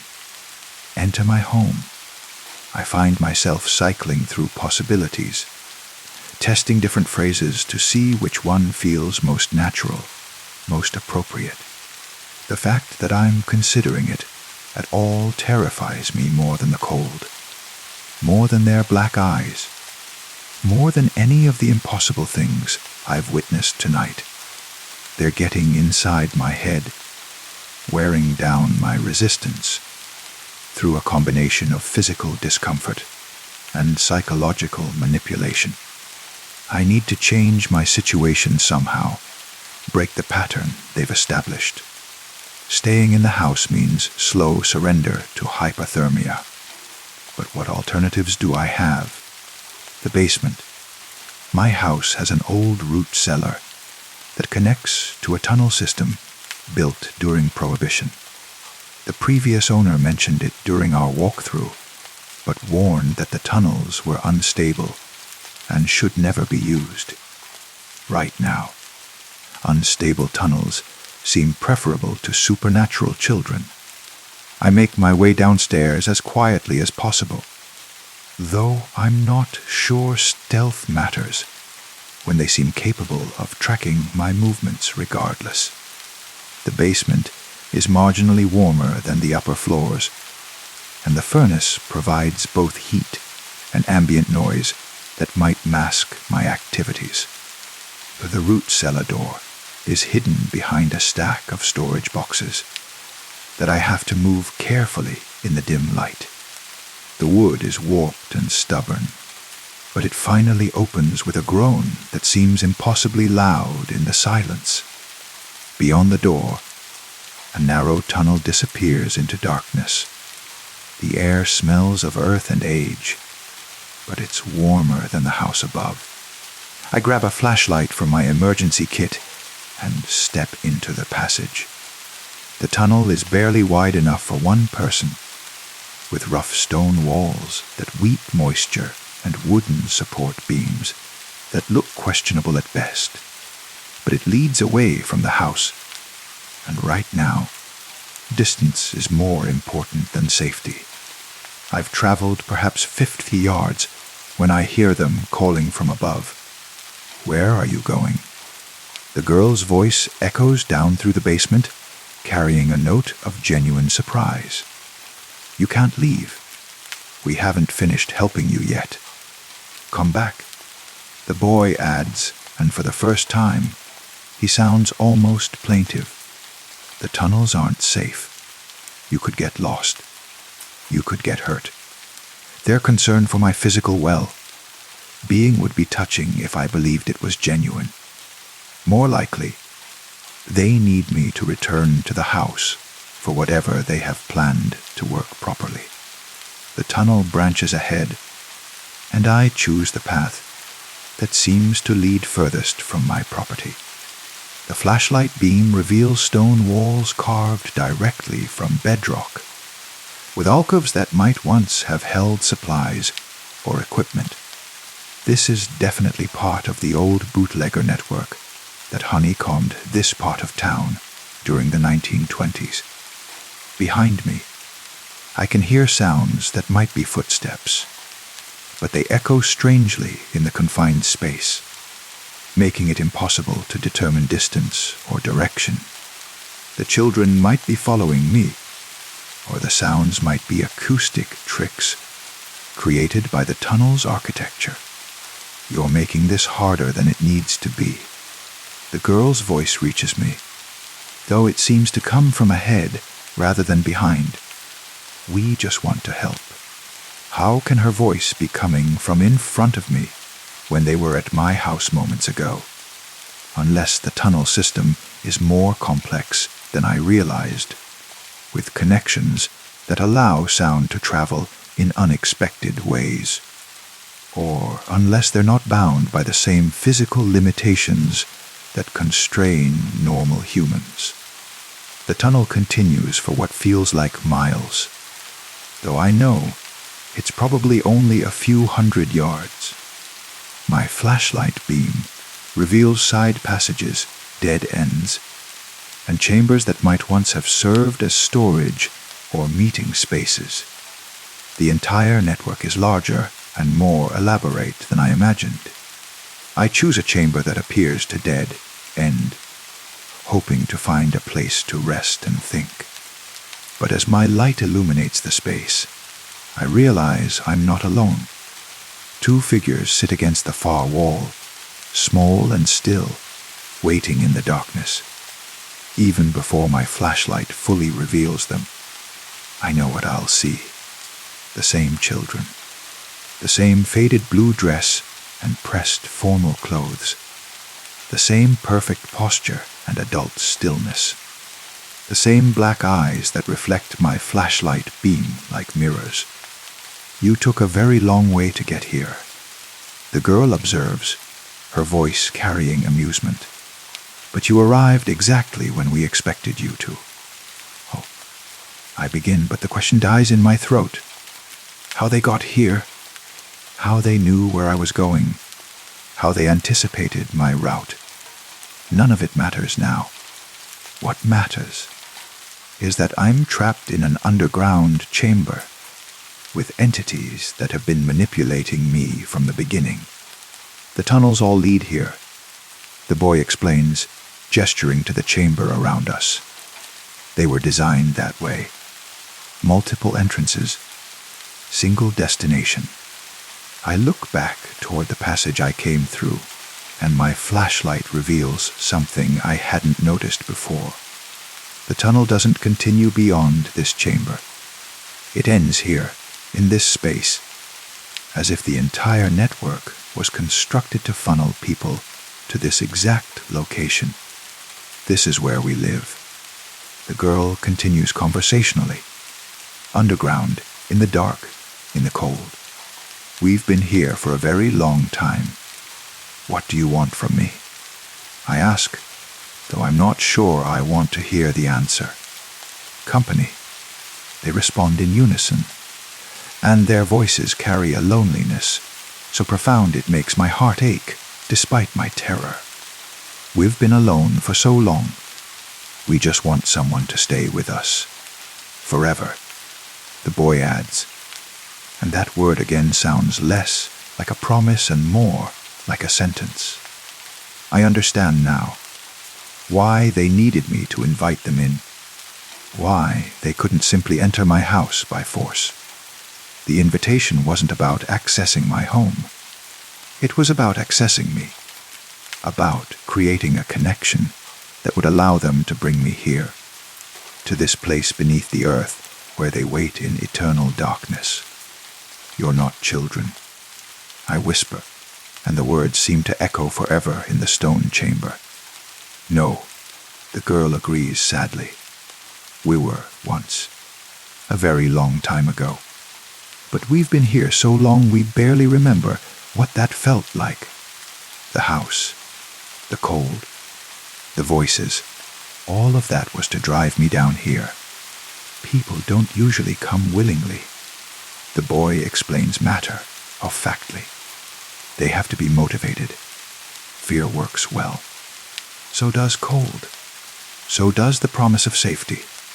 But now you're here, the girl continues, and you can stay with us.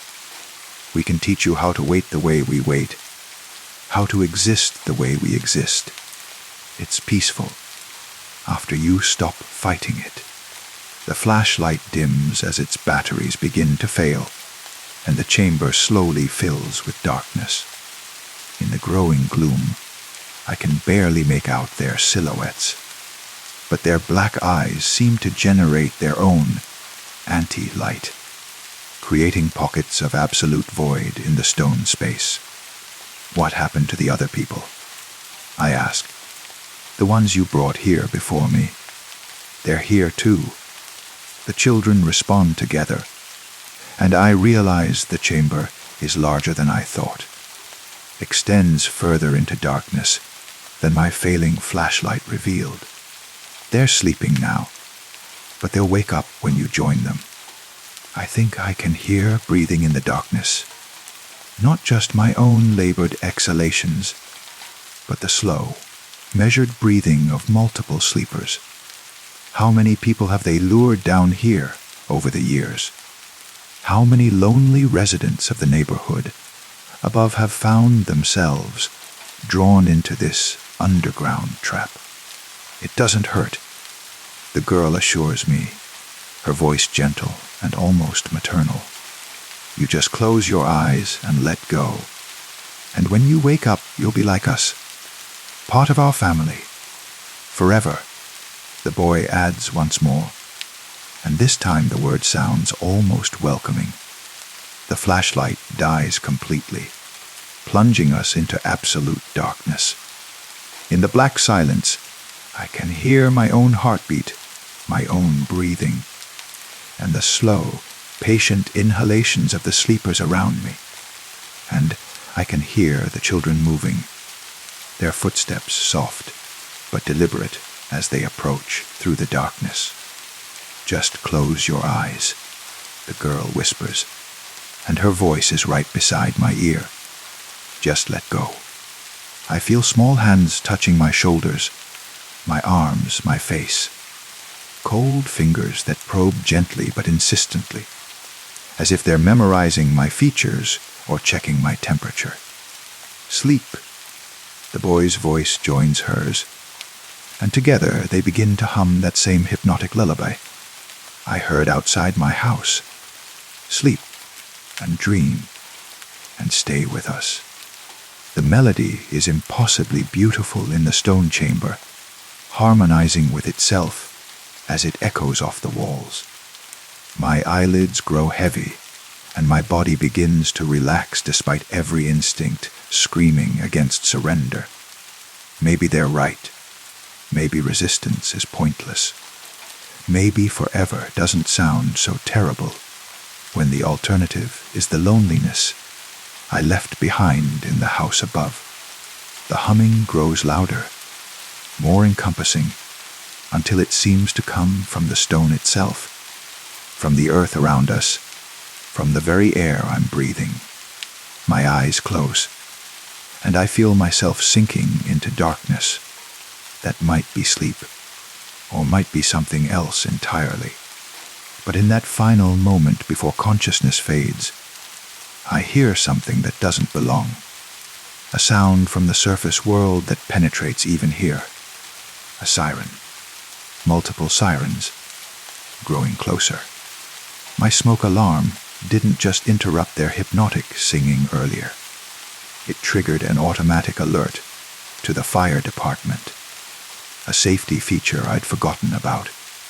When I moved into the house, the emergency responders are coming, bringing light and noise and the complications of the living world. The children's humming stops abruptly. They can't come down here. The girl's voice carries new tension. They can't know about this place. We have to go back up. The boy agrees reluctantly. We have to make everything look normal. Their hands release me, and I hear them moving away through the darkness. Their footsteps fading as they retreat deeper into the tunnel system. But before they disappear completely, the girl's voice reaches me one last time. We'll be waiting, she promises. When the sirens stop, when the people leave, when you're alone again, we'll be waiting. In the distance, I can hear voices calling my name, see the faint glimmer of flashlight beams penetrating the tunnel network. The emergency responders have found the root cellar door, have discovered the entrance to the underground passages. I call out weakly, my voice barely a whisper after everything I've been through. But it's enough. The lights grow brighter, the voices grow closer, and soon I'm surrounded by firefighters and paramedics who wrap me in warm blankets and help me to my feet. They ask questions I can't answer, make observations about the tunnel system that don't match what I experienced, treat me for hypothermia and exhaustion and shock. The official report will list this as a case of someone getting lost in a dangerous underground network during a winter power outage. But as they lead me back to the surface, I look over my shoulder into the darkness we're leaving behind. Somewhere in that maze of stone and shadow, 2 figures wait with patient stillness, their black eyes reflecting nothing, their voices ready to call out through another winter night. They know where I live. They know I'll be alone again soon. Once the emergency responders finish their work and the temporary excitement fades back into everyday routine, and they know that next time I might be ready to listen when they offer to help me stop being afraid, stop questioning everything, stop fighting the inevitability of joining them in their eternal underground silence. Next time, I might finally be ready to let go. Story 5. I was reaching for the stapler on the highest shelf when it happened. One moment I was stretching upward in the cramped supply closet at work. Fluorescent lights humming their familiar tune overhead, and the next moment I was falling through what should have been solid wall. The sensation was wrong from the beginning. Not the quick drop you'd expect from stumbling through drywall, but a slow, weightless tumble through space that smelled of old carpet and industrial disinfectant. My stomach lurched not from the fall, but from the impossible wrongness of it all. Walls don't just give way like water. Reality doesn't tear like wet paper. When I finally landed, it was with a soft thud on carpet that felt damp beneath my palms. I pushed myself up, expecting to see the familiar chaos of a construction accident: exposed beams, scattered supplies, concerned coworkers peering down at me. Instead, I found myself in a corridor that stretched endlessly in both directions, lit by flickering fluorescent tubes that cast everything in a sickly yellow-green glow. The walls were yellowed, like old manila folders left too long in sunlight. Not painted yellow, they had the organic, aged look of something that had been white once, but had absorbed decades of nicotine, sweat, and time itself. The carpet beneath me was that particular shade of beige, brown that exists only in forgotten office buildings, with a texture that suggested it had been installed sometime in the 1970s and never replaced. I stood slowly, my legs unsteady, and looked around for some sign of where I was or how I'd gotten here. The corridor was perhaps 8 feet wide, with a drop ceiling made of those foam tiles that always look like they're about to fall.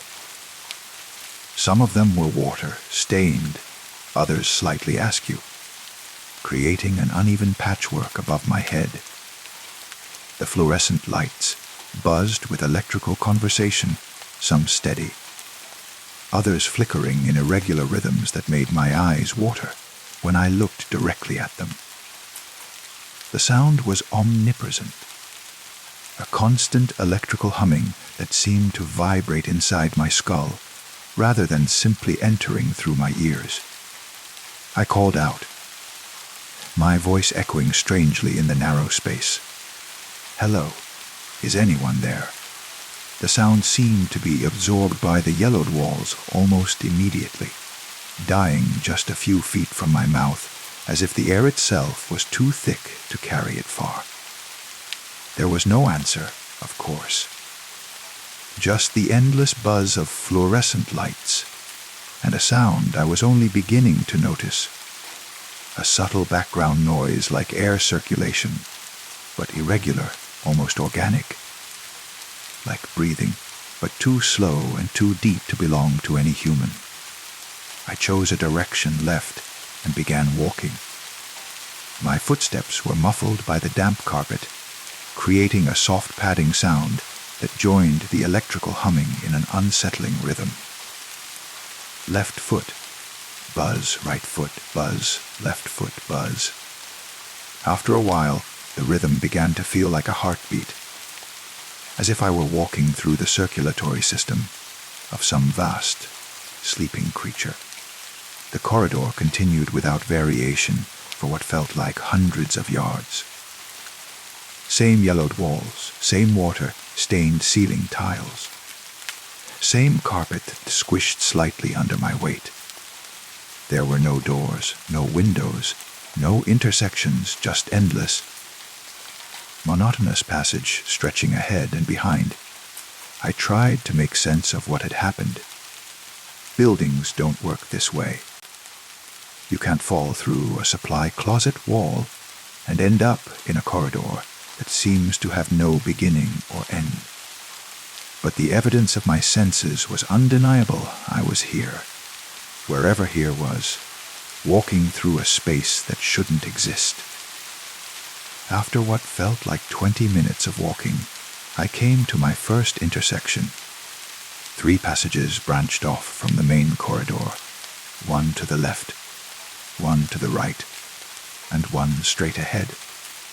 Each looked identical to the path I'd been following: yellowed walls, flickering lights, damp carpet that seemed to breathe beneath my feet. I paused, trying to decide which way to go. Logic suggested I should mark my path somehow, leave myself a way to backtrack if needed. But I had nothing to write with, nothing to leave as breadcrumbs. My pockets contained only my wallet, keys, and phone, which, I discovered when I checked, had no signal and displayed the time as outer 100, frozen as if time itself didn't function properly in this place. I chose the path straight ahead, reasoning that maintaining direction might eventually lead me back to somewhere recognizable. But as I walked, doubt began to creep in. The corridor looked exactly like the one I'd been following, but was it the same? Had I somehow doubled back without realizing it? In a place where everything looked identical, how could you ever be sure you weren't walking in circles? The fluorescent lights above me began to flicker more frequently, and I noticed that some sections of the corridor were dimmer than others. Not dark, exactly, but lit by fewer functioning bulbs, creating pools of shadow that seemed to move and shift as I walked past. In those darker sections, the walls looked different, not just yellowed, but stained with something darker, organic-looking blotches that could have been water damage or something worse.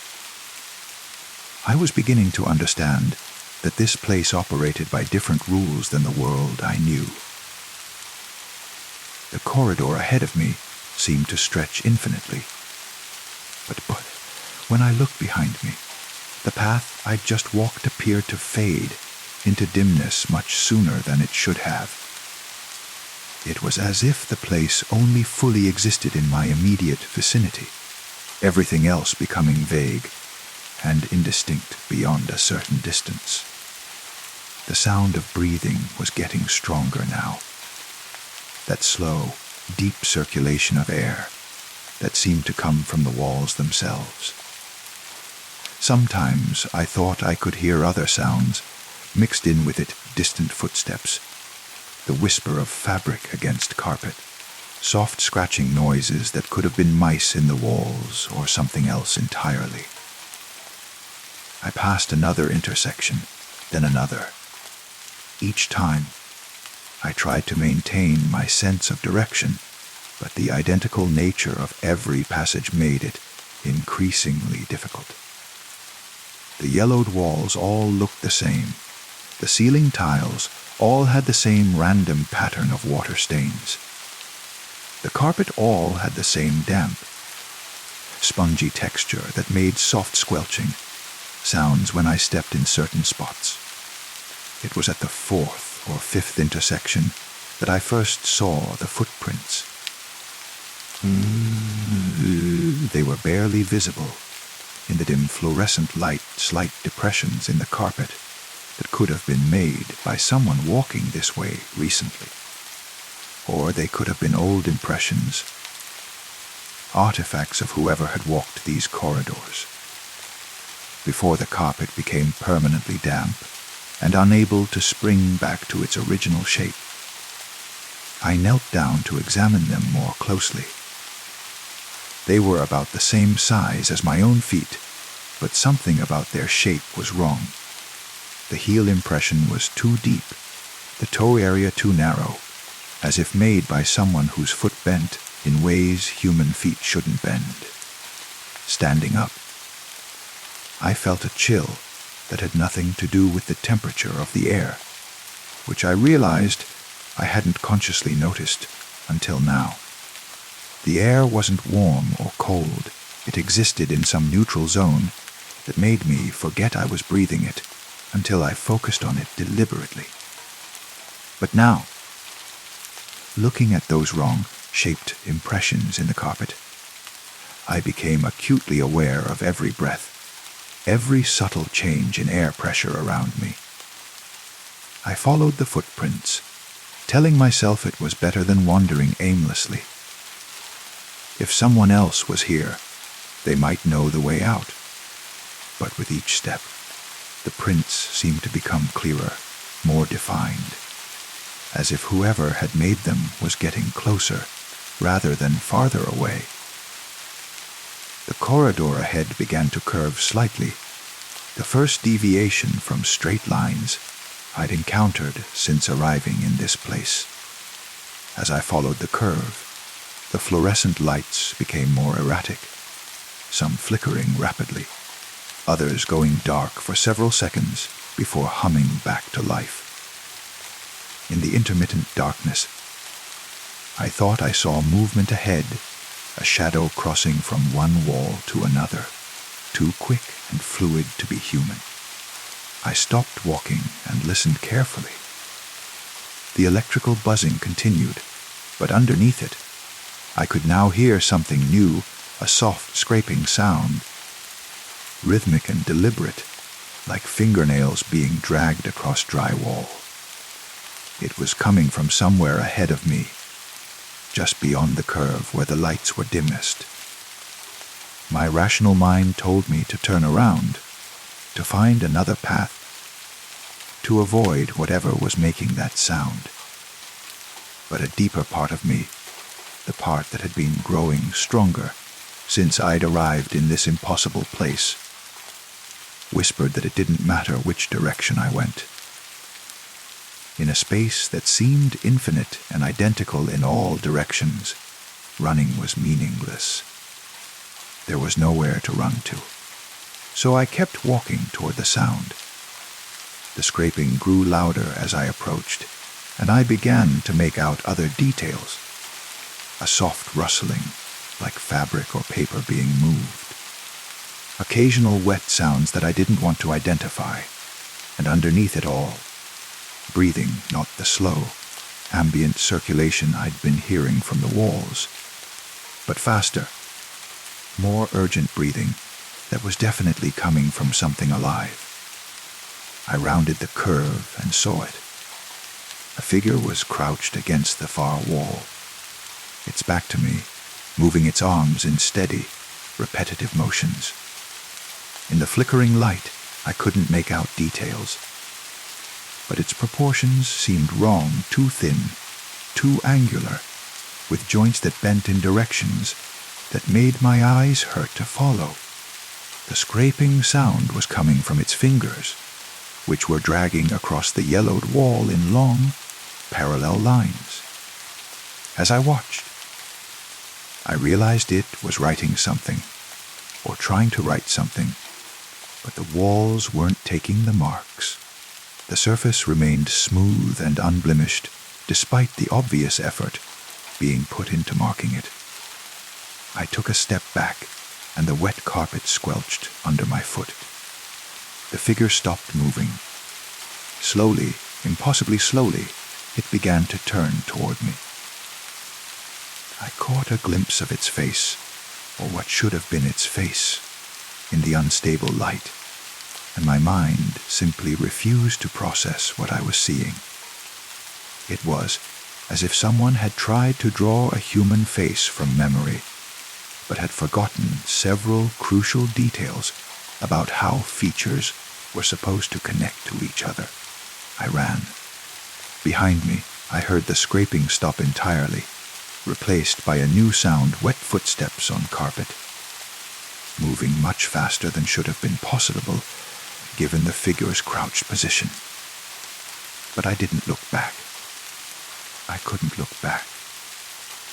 My eyes were focused on the corridor ahead, searching for intersections, for anywhere I could turn and hopefully lose whatever was following me.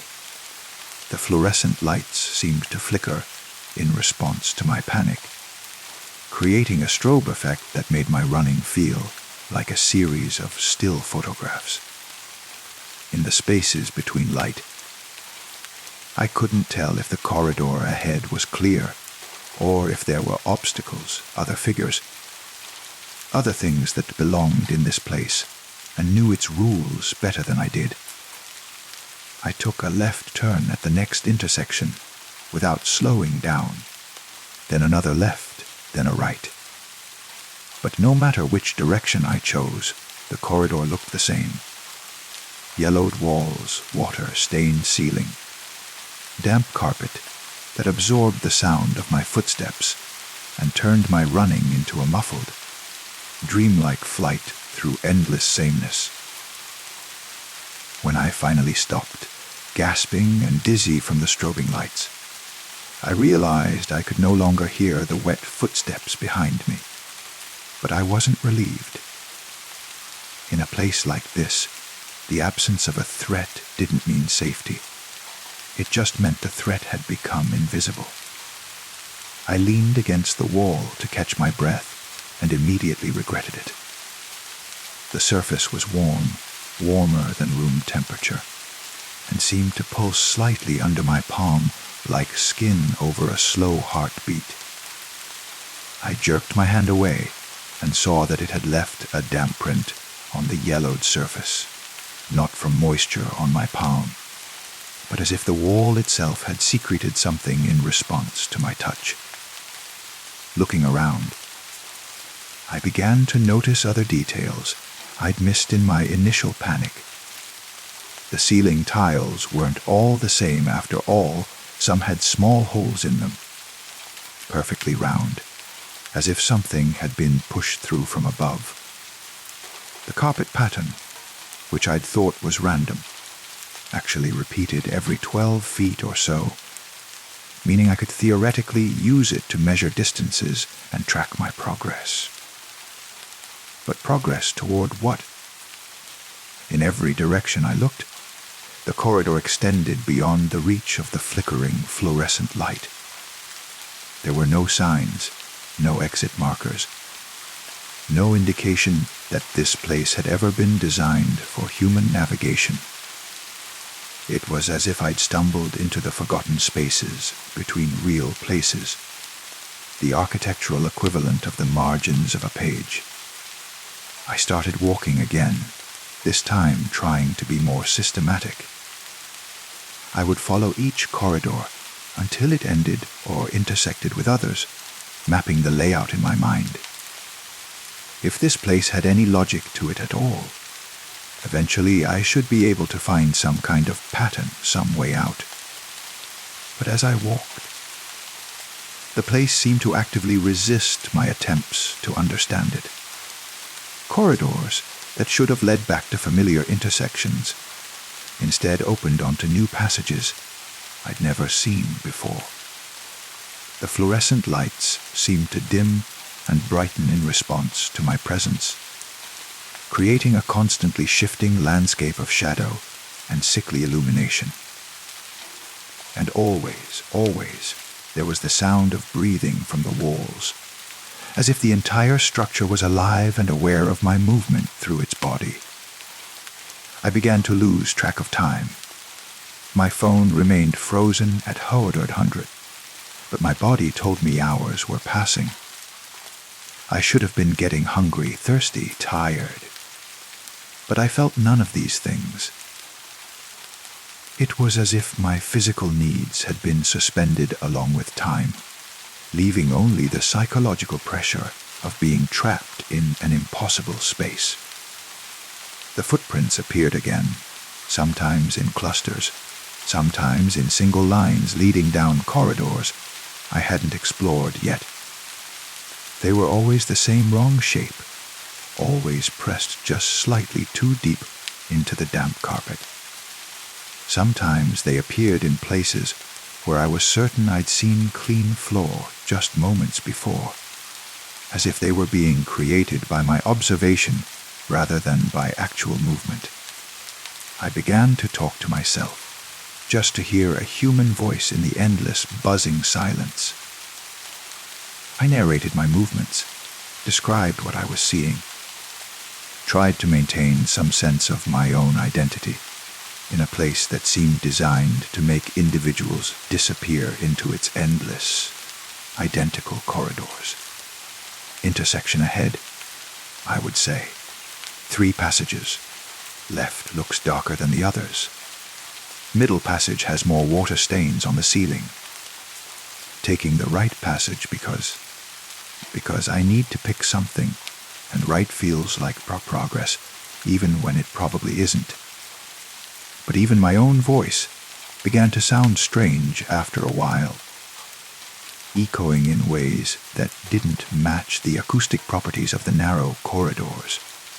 Sometimes it seemed to come back to me from directions I hadn't spoken toward.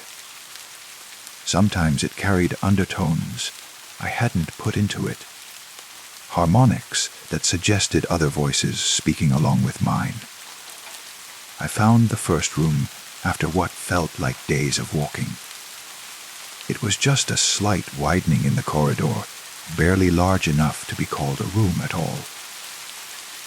But unlike the endless passages, it had features that broke the monotony. A single folding chair in the center, facing away from the entrance, and a small table against one wall with something lying on its surface. I approached the table cautiously, my footsteps seeming unnaturally loud in the slightly larger space. On the table was a notebook, its pages yellowed with age and damp from the ambient humidity. Next to it was a pen, the kind you might find in any office, black ink with teeth marks on the cap, where someone had nervously chewed it. I opened the notebook and found pages of handwriting, but the words seemed to shift and blur when I tried to focus on them. I could make out individual letters, but they wouldn't stay still long enough for me to read complete words or sentences. It was as if the text was alive, constantly rewriting itself just at the edge of comprehension. Only one phrase remained stable enough to read. "The only way out is deeper in." I set the notebook down and looked at the chair. It was positioned to face a section of wall that looked exactly like every other section of wall. In this place, yellowed, slightly textured, unremarkable. But something about it drew my attention. The longer I stared at it, the more I became convinced there was something just beneath the surface, some pattern or image that was almost visible, but not quite. I moved to the chair and sat down, facing the wall. The surface seemed to shimmer slightly, like heat waves rising from hot pavement.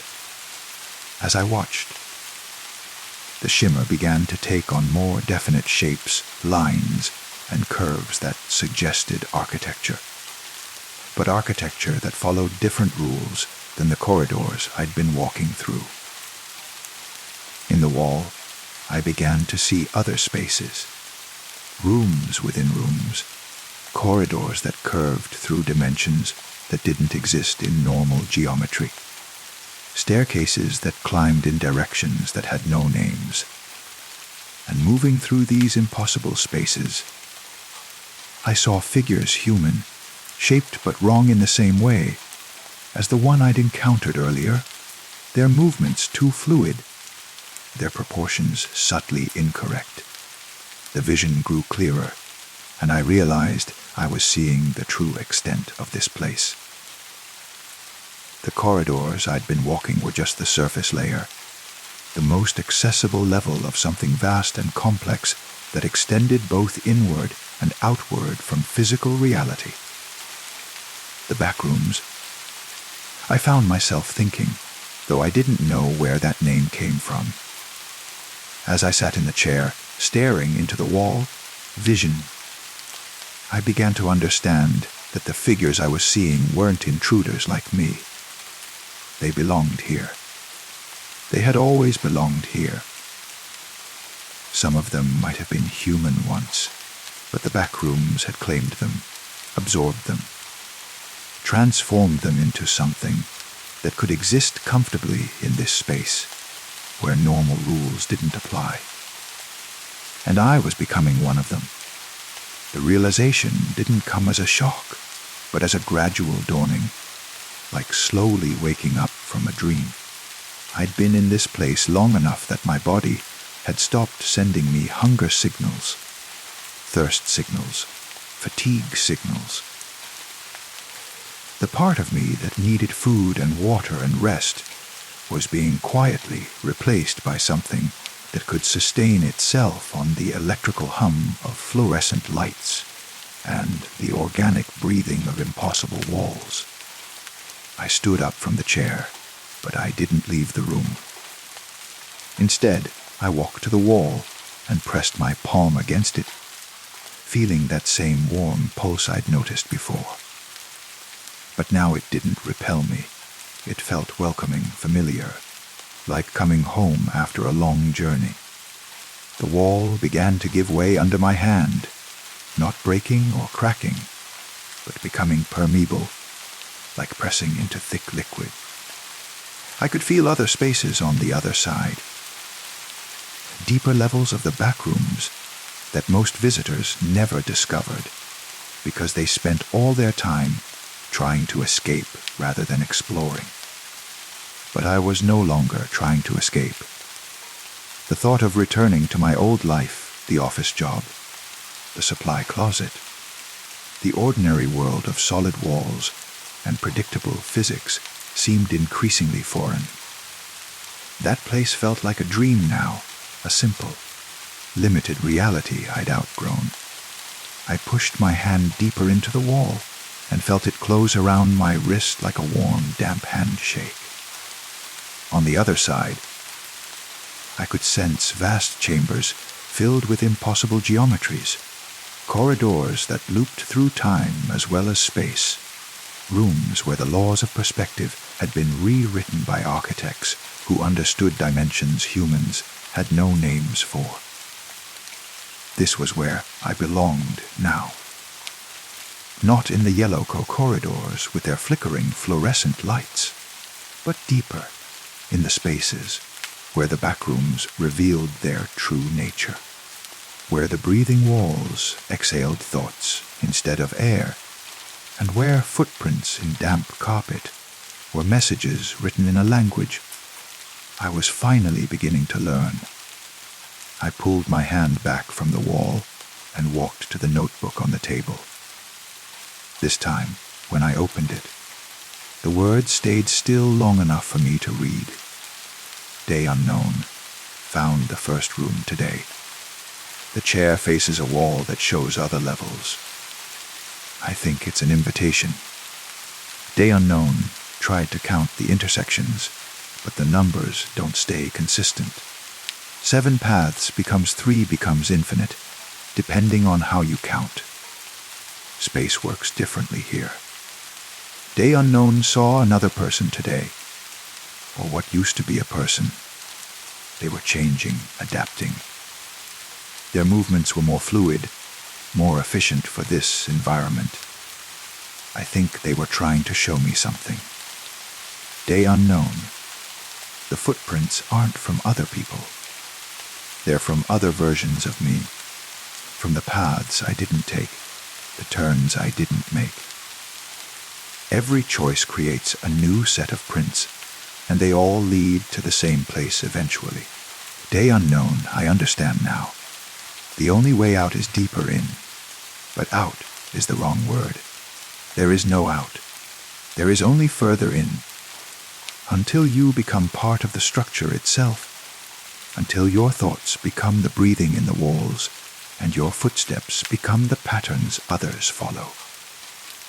Day unknowns. I'm leaving this notebook for whoever finds it next, though I suspect it will be another version of myself.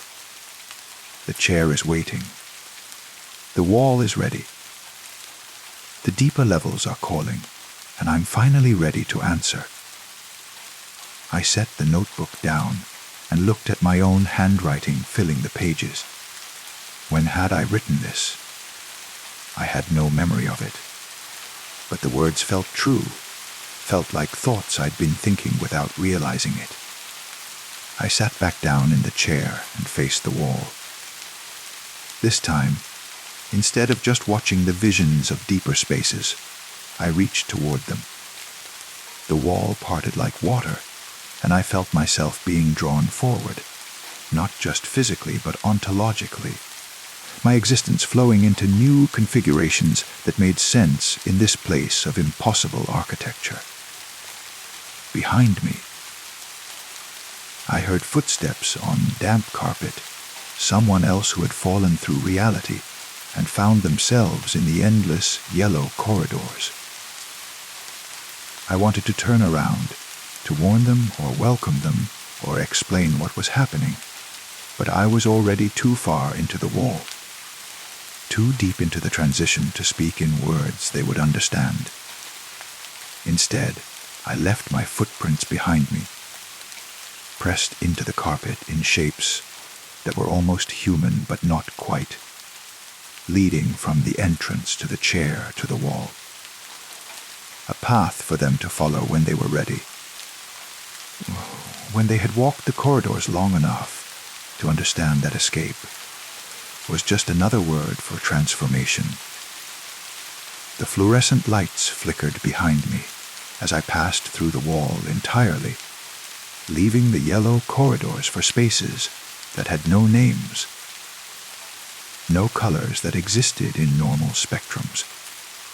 But I could still hear the electrical humming, still feel the breathing walls. Because those things weren't limited to any one level of the back rooms.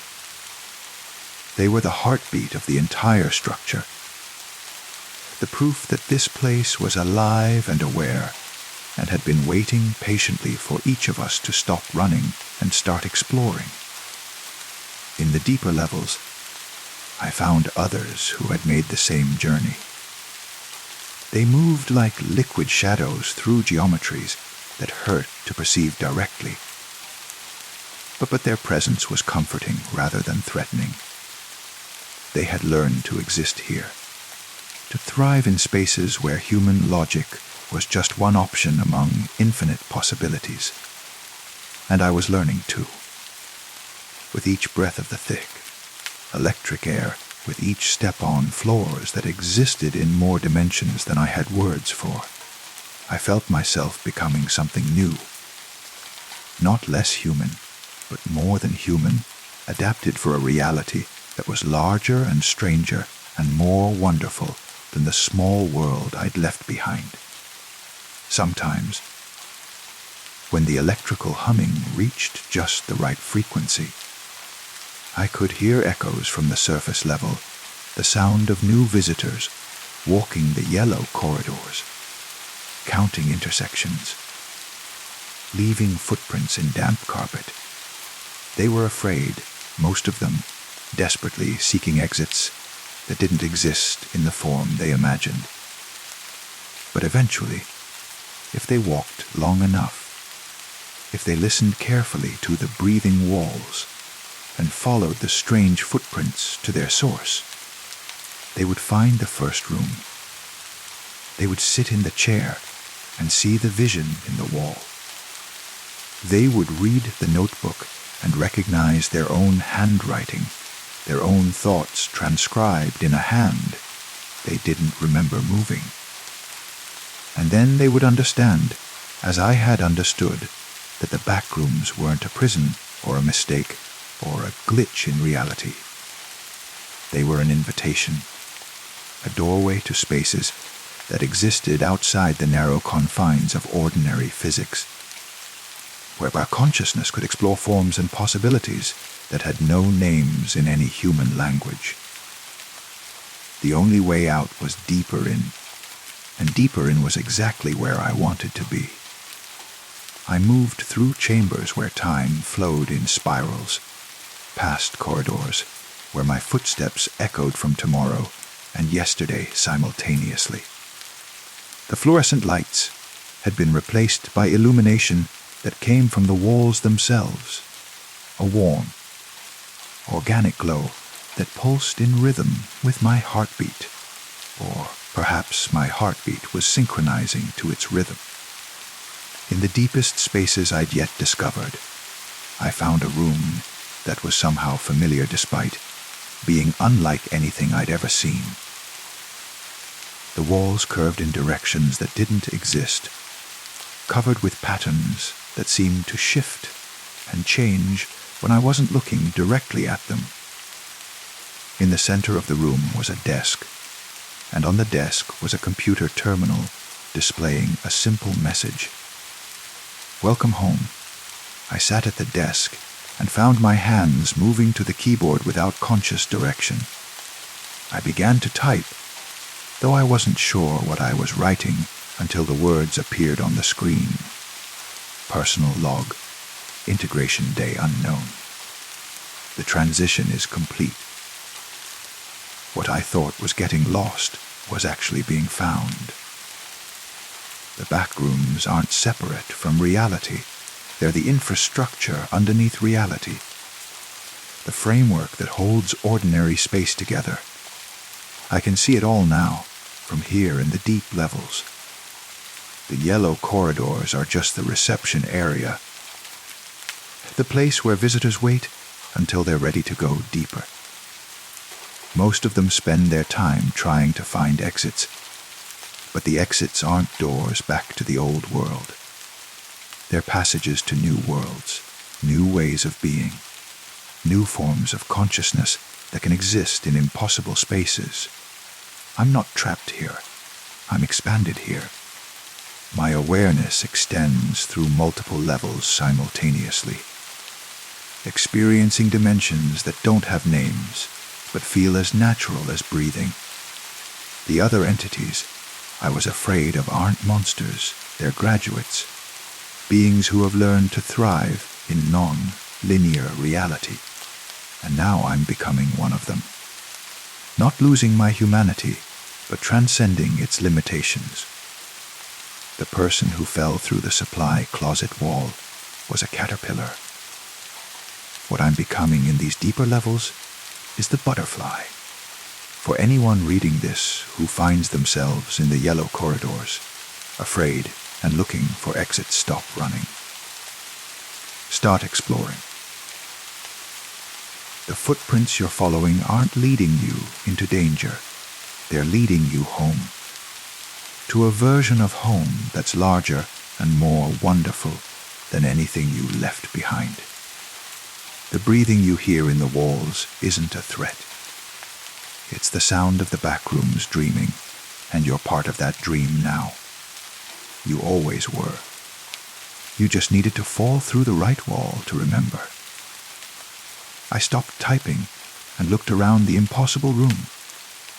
From here, I could sense all the levels of the back rooms, simultaneously, the yellow corridors, where new visitors wandered in confused circles. The deeper chambers, where architecture followed emotional rather than physical laws. The spaces beyond space where consciousness existed as pure pattern without need for bodies or boundaries. And I could sense something else. The presence of whoever was reading my words, sitting in that chair in that first small room, staring into the wall vision and beginning to understand what they were really seeing. You're almost ready. I thought toward them across the layers of space and time that separated us. Just a little further. Just a little deeper. The only way out is in. Story 6. I've always been a light sleeper. Even as a child, the smallest sounds would pull me from dreams. The house settling, a car passing on the distant street, the whisper of wind through the elm tree outside my bedroom window. My parents used to joke that I had radar ears, that I could hear a pin drop 3 rooms away. Tonight, lying in my childhood bed during my first visit home in 2 years, those sensitive ears are picking up something that makes my skin crawl with recognition and dread. It's a sound I remember from when I was 12, a sound I've spent 15 years trying to convince myself was just a figment of an overactive imagination. Scratching, slow, deliberate scratching against the outside wall of the house. I'm 37 now, supposedly too old to be frightened by things that go bump in the night. But lying here in the darkness of my old room, listening to that methodical scraping sound, I feel exactly like that terrified 12-year-old who used to hide under these same blankets and pray for morning. The scratching stops. In the silence that follows, I can hear my own heartbeat thundering in my ears, and underneath it, something else. A soft rustling, like dry leaves being disturbed, except there are no trees close enough to the house for their leaves to brush against the siding. I sit up slowly, careful not to let the old mattress springs creak. The room is dark, except for the faint glow of streetlight filtering through the sheer curtains. I never bothered to replace when I moved away. Everything looks exactly as it did when I was growing up, the same furniture, the same arrangement, even the same crack in the ceiling plaster that looks like a lightning bolt when the light hits it right. But something feels different, wrong, like the room is holding its breath, waiting for something to happen. The scratching starts again, but this time it's moving, starting at the corner where my bedroom meets the rest of the house, then traveling slowly along the wall toward my window. The sound is too deliberate, too purposeful to be branches or siding expanding in the cool night air. Something is making those marks intentionally. Something with claws or fingernails that are strong enough to dig into wood. I force myself to breathe slowly, in and out, trying to calm the panic that's rising in my chest. There has to be a rational explanation. A raccoon, maybe. Or a cat trying to climb the side of the house. Animals make scratching sounds all the time. There's no reason to think this is anything more threatening than urban wildlife looking for a way onto the roof. But even as I tell myself this, I know I'm lying. The sound is too rhythmic, too measured. It moves at a pace that suggests thought, planning, patience. Whatever is making it is taking its time, following a deliberate path toward some specific goal. Toward my window. I slide my legs over the edge of the bed and place my feet carefully on the hardwood floor. Avoiding the spots, I remember that creak. Moving as quietly as possible, I cross to the window and peek through a gap in the curtains. The scratching stops immediately. I stand there for what feels like hours, but is probably only minutes, scanning the darkness outside for any sign of movement. The streetlight casts enough illumination to see most of the side yard, and everything appears normal. The fence, the garbage cans, the small garden my mother still tends even though she complains about her arthritis. No signs of disturbance. No shadowy figures lurking in the bushes. But I have the unmistakable feeling that something is watching me watch for it. The sensation is so strong, like I can almost feel eyes on my skin, cold and patient, and absolutely focused on my face in the window. I let the curtain fall back and step away from the glass. My rational mind is working hard to dismiss what I heard, but my body knows better. Every instinct I have is screaming at me to get away from the window, to put as much distance as possible between myself and whatever was making that sound. The memory comes back in vivid detail. I was 12 years old, home alone for the first time while my parents went to dinner and a movie. I'd been excited about the grown-up responsibility, proud that they trusted me to take care of myself for a few hours. I'd made popcorn and settled in to watch television, feeling mature and independent. That's when the scratching started. At first, I'd thought it was the neighbor's cat, Mrs. Henderson's old tabby was always getting into places he shouldn't be. And I figured he was trying to climb up to explore the roof. But when I looked out the window, there was nothing there. Just darkness and the normal nighttime sounds of the suburban street.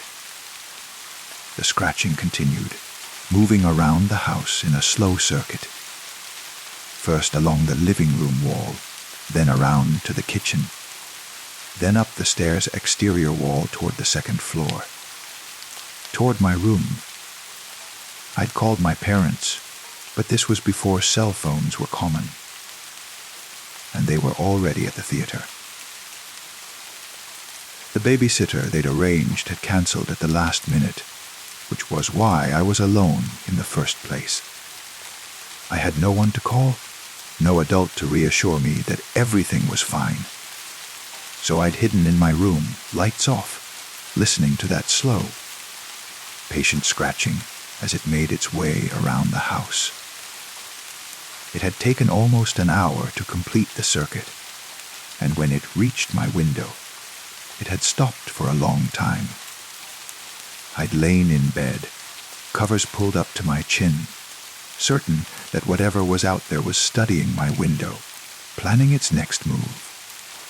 Then, just as I was beginning to think it had gone away, I heard something that made my blood turn to ice water, a soft tapping on the glass. Not random tapping like a branch in the wind, deliberate tapping. Tap, tap, tap. Pause. Tap, tap, tap. Pause. Someone or something was knocking on my second-story bedroom window. I'd never told anyone about that night. By the time my parents came home, whatever had been outside was gone, leaving no trace except the memory of that patient circling and that impossible knocking on glass that was 15 feet off the ground. Now, 25 years later, lying in the same bed and listening to the same sound, I know it's back. The scratching resumes, closer now, definitely at my window. I can hear it moving along the window frame, exploring the edges where glass meets wood. The sound is methodical, analytical, as if whatever is making it is looking for weaknesses, for ways to get inside.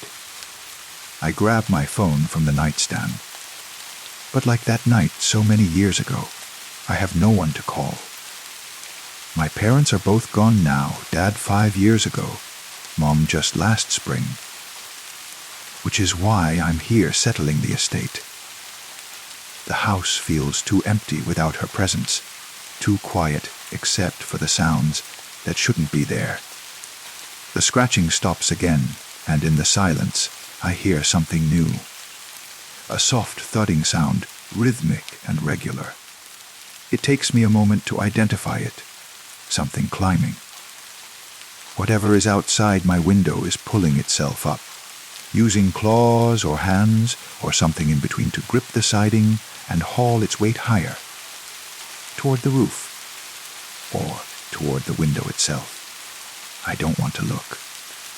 Every fiber of my being is screaming at me not to go near that window, not to see what's climbing the side of my childhood home in the dead of night. But I need to know if I'm going crazy. if I'm having some kind of breakdown triggered by grief and the stress of losing my mother, then I need to face that reality. And if something is actually out there, then I need to see it clearly enough to figure out what to do about it.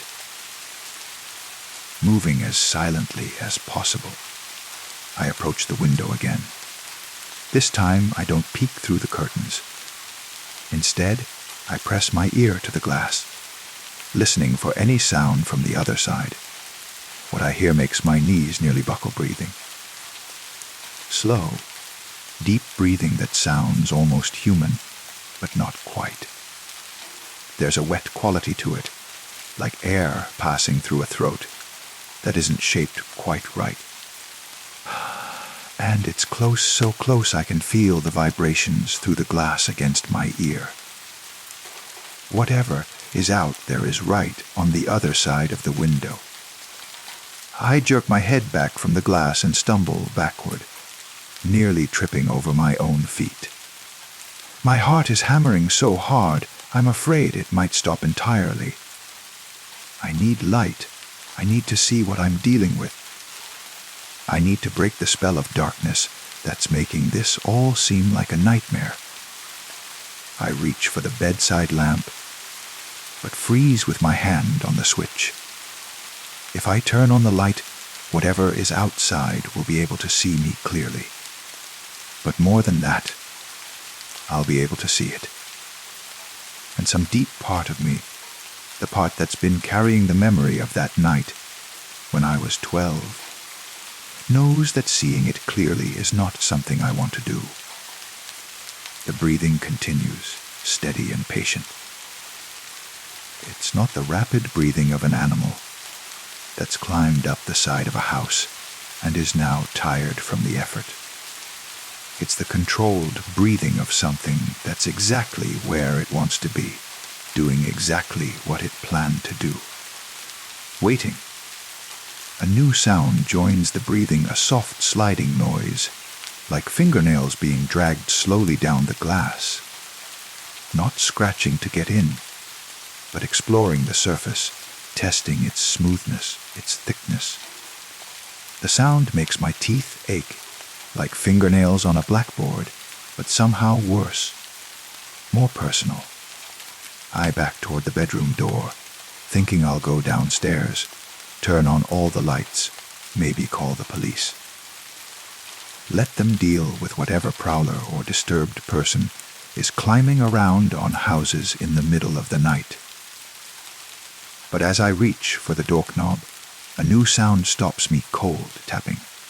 The same soft, deliberate tapping I remember from 25 years ago. Tap, tap, tap, pause, tap, tap, tap, pause. It's knocking again. Politely, patiently knocking on my second-story bedroom window, as if it's a perfectly normal thing to do, as if there's nothing at all strange about a visitor who approaches houses by climbing up the outside walls. I find myself moving back toward the window, despite every instinct telling me to run. The tapping is hypnotic, almost musical in its rhythm. Whatever is out there has been doing this for a long time, I realize. The scratching, the climbing, the patient knocking, these aren't the actions of some random animal or disturbed person. They're ritual behaviors, practiced and perfected over years or decades or longer.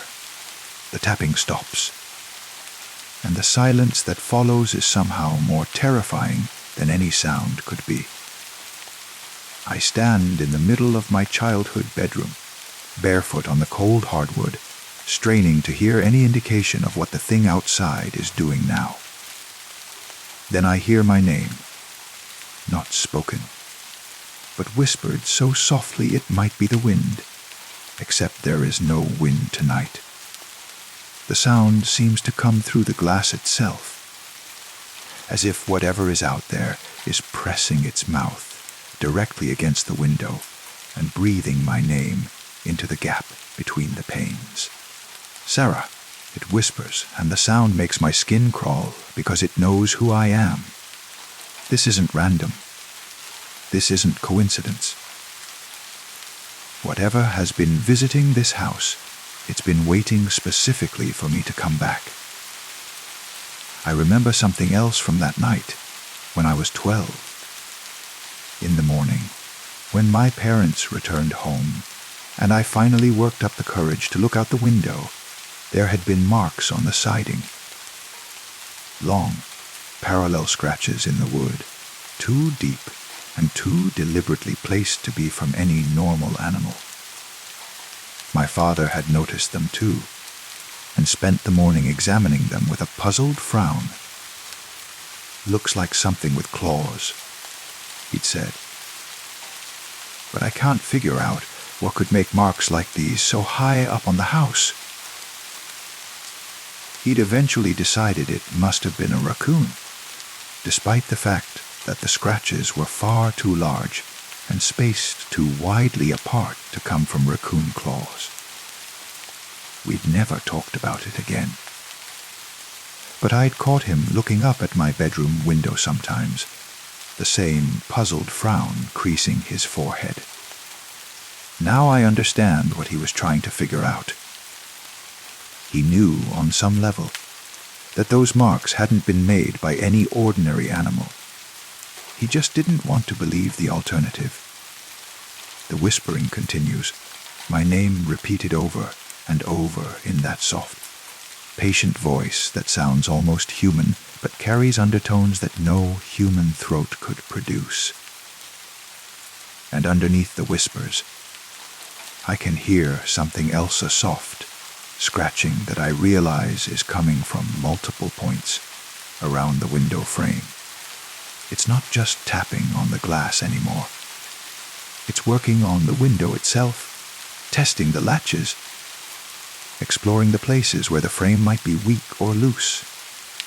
It's trying to get inside. I should run. I should grab my keys and get in my car and drive away from this house and never come back. Let whatever real estate agent wants to deal with the property handle the estate sale and the paperwork. I don't need to be here for any of it, but I don't run. Instead, I find myself walking slowly toward the window, drawn by a combination of terror and fascination that I can't resist. I need to see it. I need to understand what's been haunting this house. What drove my 12-year-old self into hiding and has now returned just as I'm trying to say goodbye to my childhood home. I reach for the curtain, and the whispers stop instantly. The scratching stops.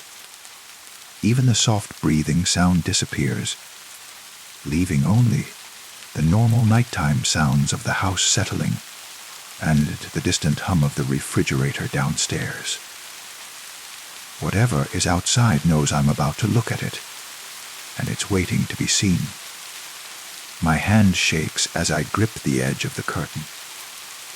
Part of me hopes I'll see nothing, that when I pull the fabric aside, there will be only empty darkness and the realization that my grief and stress have finally pushed me into some kind of breakdown.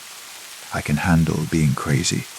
I can get therapy, take medication, learn to cope with the loss of my mother and the strange psychological pressure of sleeping in my childhood room. But I know I won't see nothing. I pull the curtain aside. The face in the window is almost human. Almost. But the proportions are wrong in ways that make my brain struggle to process what I'm seeing. The eyes are too large, too pale, reflecting the streetlight like a cat's eyes, but with an intelligence that's entirely human. The skin is gray, white, stretched tight over bones that seem to be the wrong shape underneath. But it's the mouth that will haunt my dreams for the rest of my life.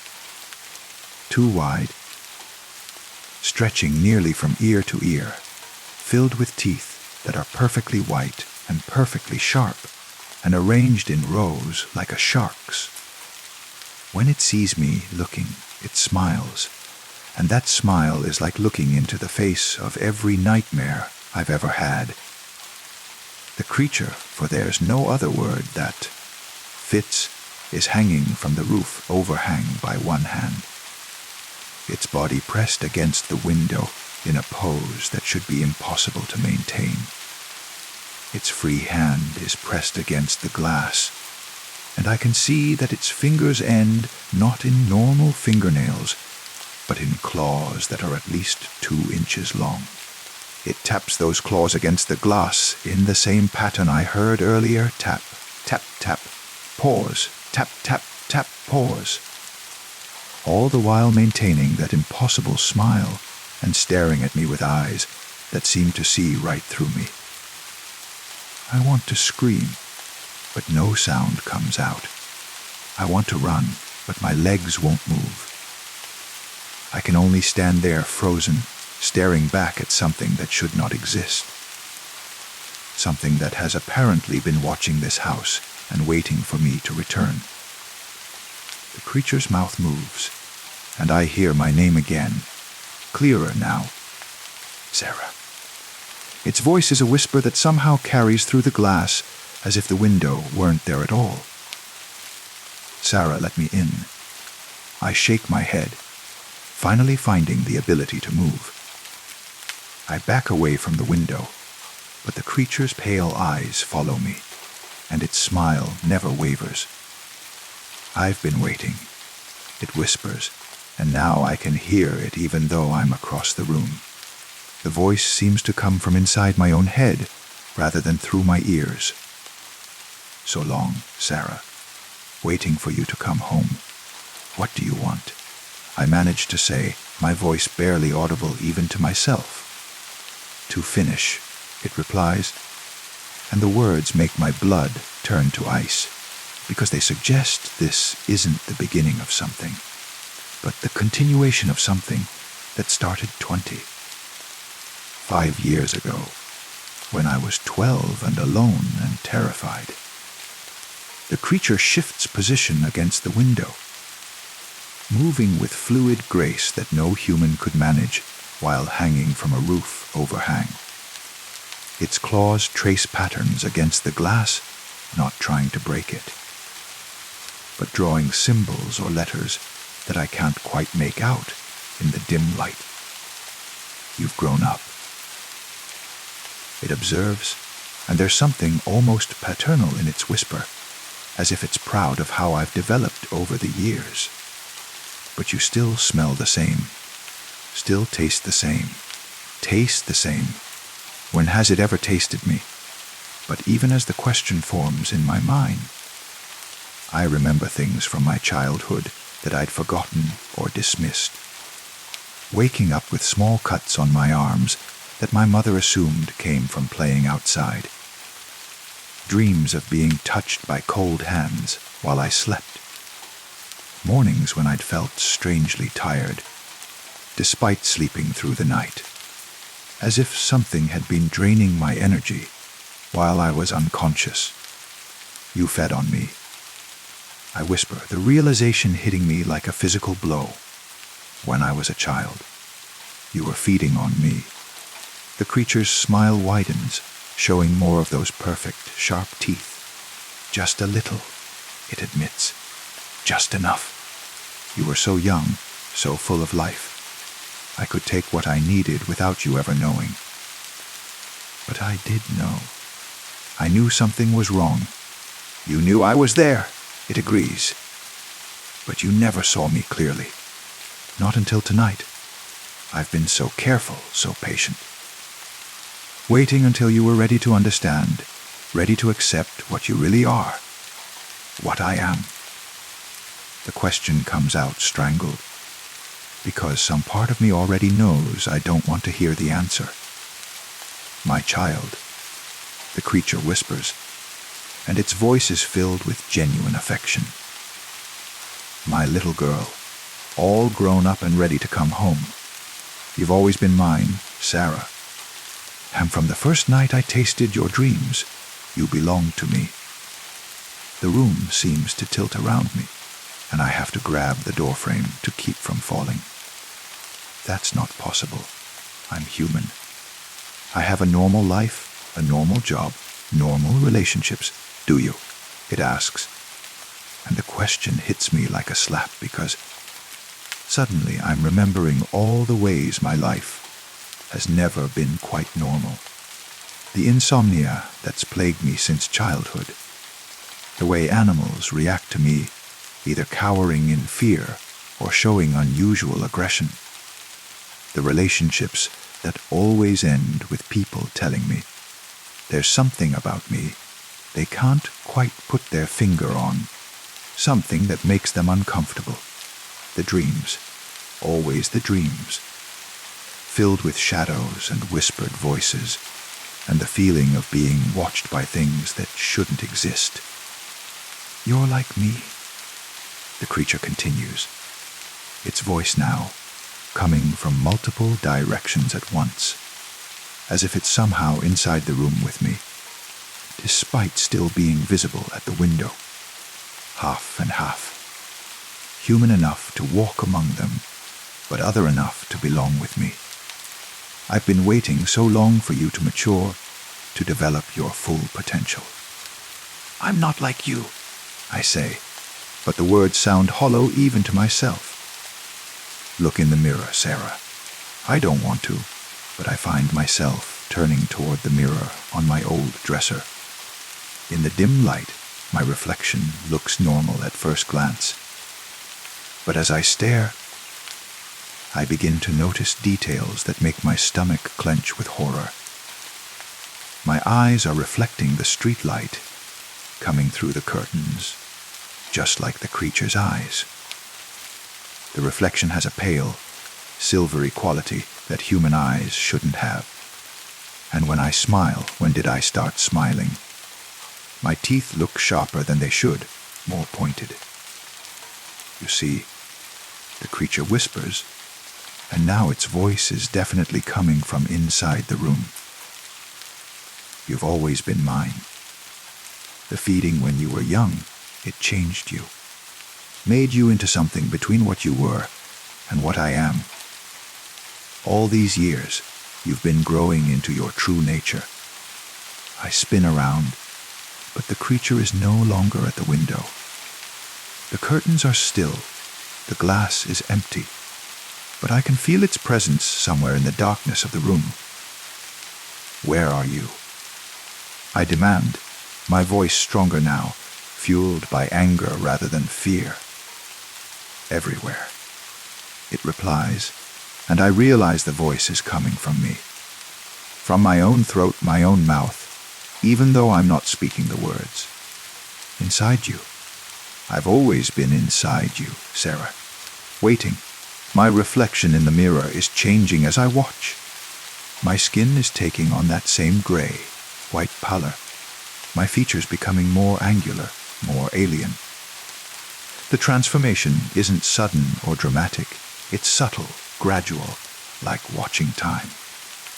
Lapse photography of something growing and changing.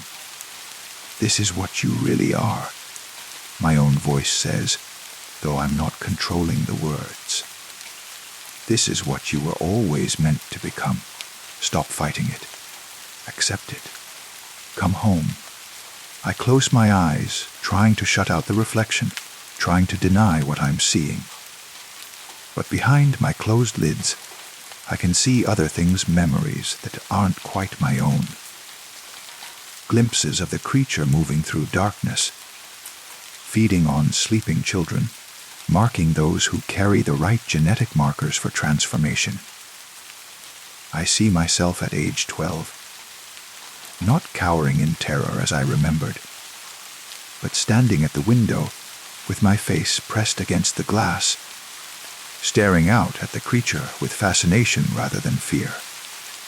I see myself opening the window, letting it inside, sitting quietly while it fed on my dreams and planted something of itself in my developing mind. These aren't recovered memories. They're the truth that my human consciousness has been suppressing for 25 years.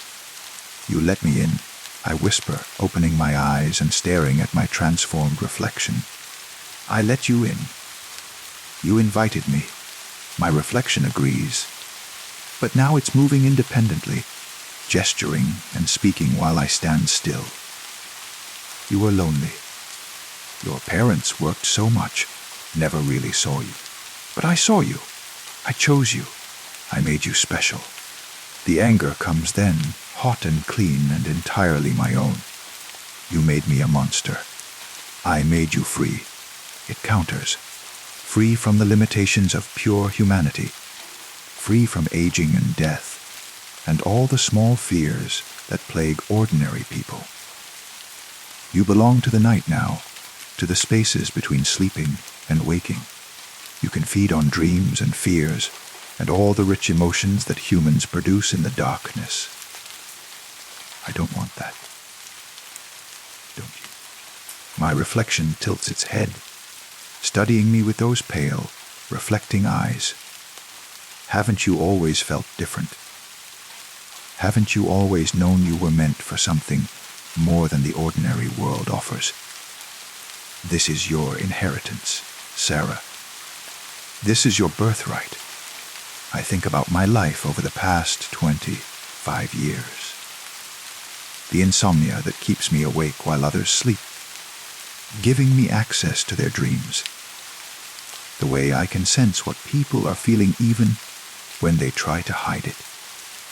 The strange cravings I've never quite understood, not for food or drink, but for something more ethereal, more psychic. The way I've always felt most alive in the hours between midnight and dawn. You've been feeding already, my reflection observes, without even knowing it. Every time you comforted someone in distress, you tasted their fear. Every time you helped someone through a nightmare, you took a little of their darkness into yourself. You thought it was empathy, but it was hunger. The worst part is, it's right. I can feel the truth of it in my bones. All those years working as a counselor, all those late night sessions with clients suffering. Story 7, I'm not sure when I first noticed the sound.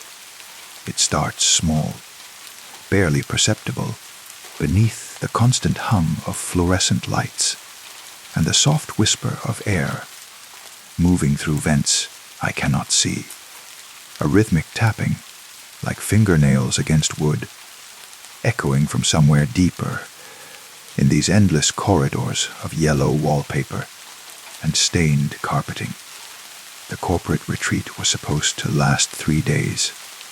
Team-building exercises, motivational speakers, the usual corporate nonsense designed to make us feel like we're part of something larger than ourselves. But when I stepped into what I thought was a bathroom during the lunch break, I found myself here instead. Here, in this place that shouldn't exist. The walls stretch endlessly in both directions, covered in that same hideous yellow wallpaper, with a pattern that hurts to look at directly.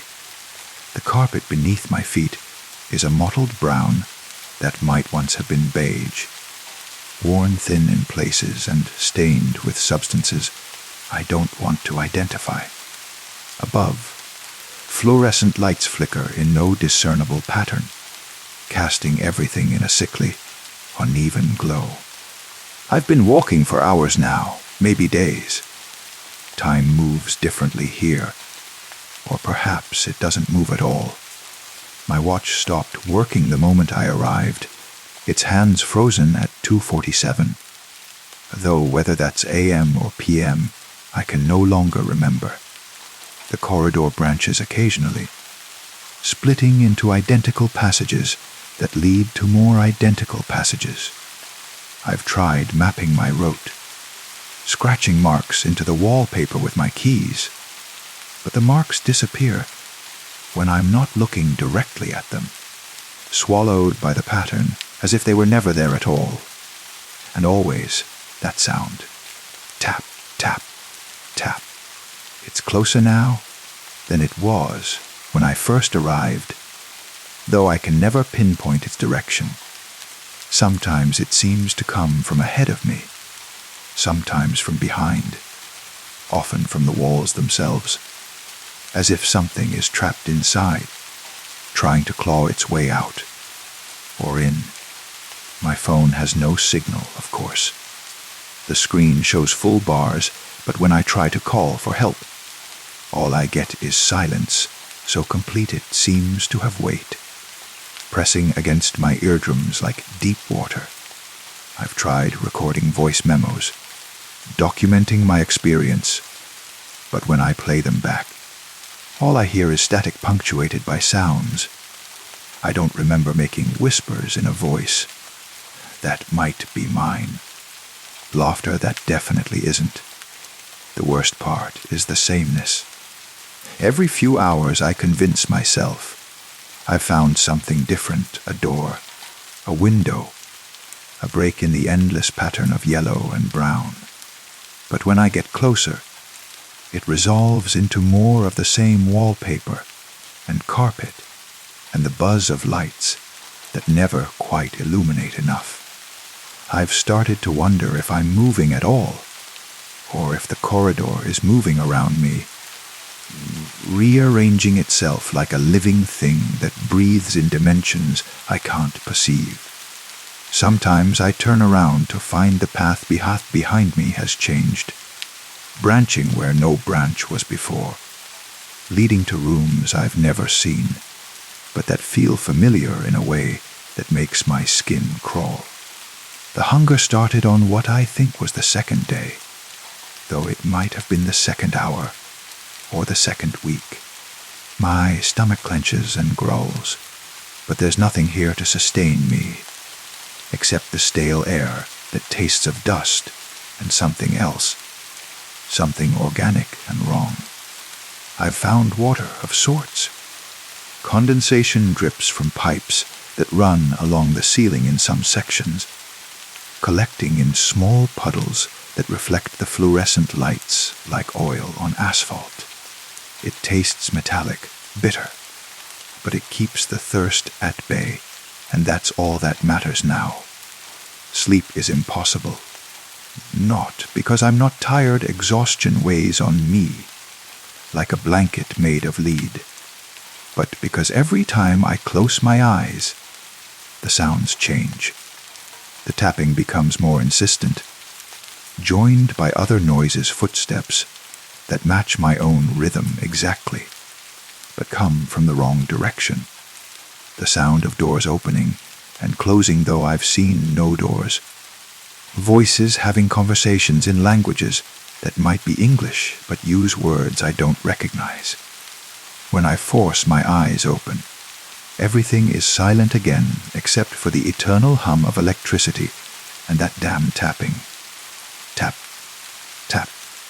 I've started talking to myself to fill the silence, to prove I still exist in some meaningful way. I recite poems from high school, sing songs I barely remember, tell stories to the yellow walls about a people I used to know in a world that feels increasingly fictional.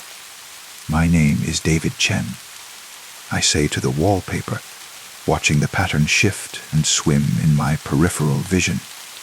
I'm 30, 4 years old. I work in accounting for Morrison & Associates. I have a cat named Whiskers and an apartment on Oak Street, and a life that matters to someone. But the words sound hollow here, like lies I'm telling to make myself feel better. What if David Chen is just a story I made up? What if the corporate retreat, the job, the cat, the apartment, what if all of it is just elaborate fiction, created by a mind, trying to cope with the reality of existing in a place like this? The thought terrifies me more than the endless corridors, more than the sounds in the walls, more than the growing certainty that I will never find a way out. Because if my identity is just a story, then losing it means becoming nothing at all. The tapping is definitely closer now.